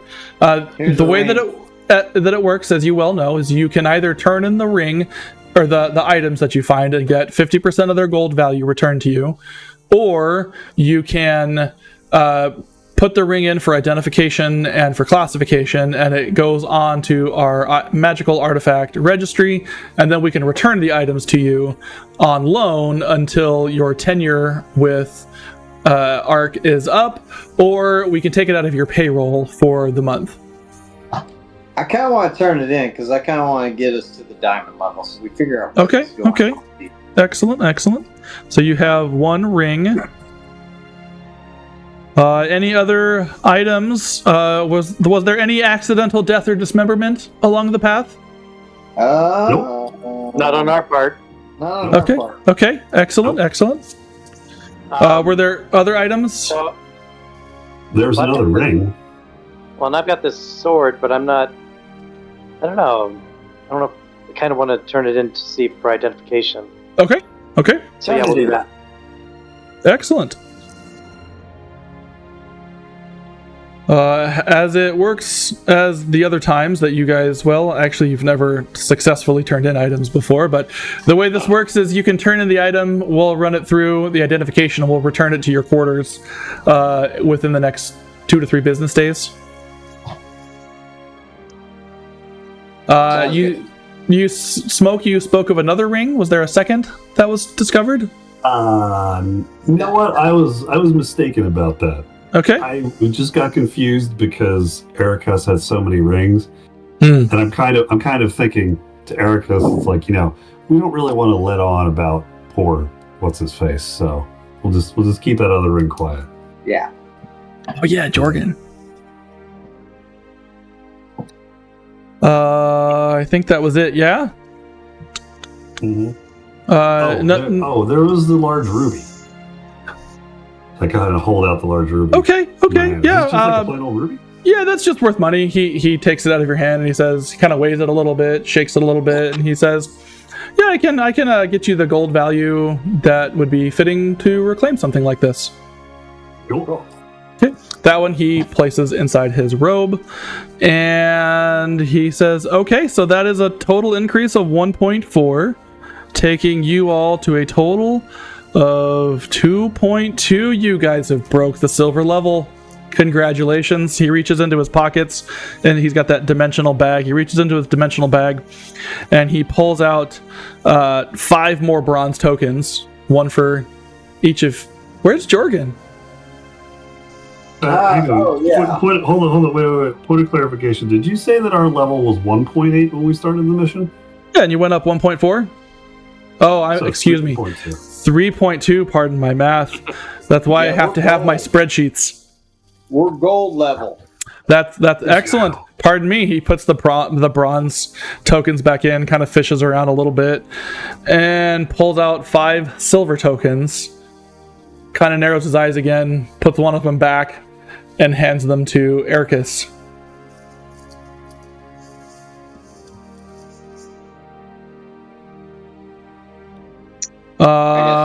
He says, "Okay, well, gentlemen, I will do a little research on these items. We'll pass them through, get them documented, and get the gold value for the ring back to you. The ring, and what was the other one? It was the yes, and the ruby gold value. And for now, you might just want to rest up, heal up. It's been 6 days since you guys went out on the journey. The portal must have taken you someplace really long. But as you know, to have a registered team with ARC's artifact reclamation team, you must have 5 people. You have 4, so I recommend that you find a new Jorgen." Okay. Sounds good. We'll do We that. will hold recruitment. Thank you so much for watching this first episode of the Fellowship Adventures.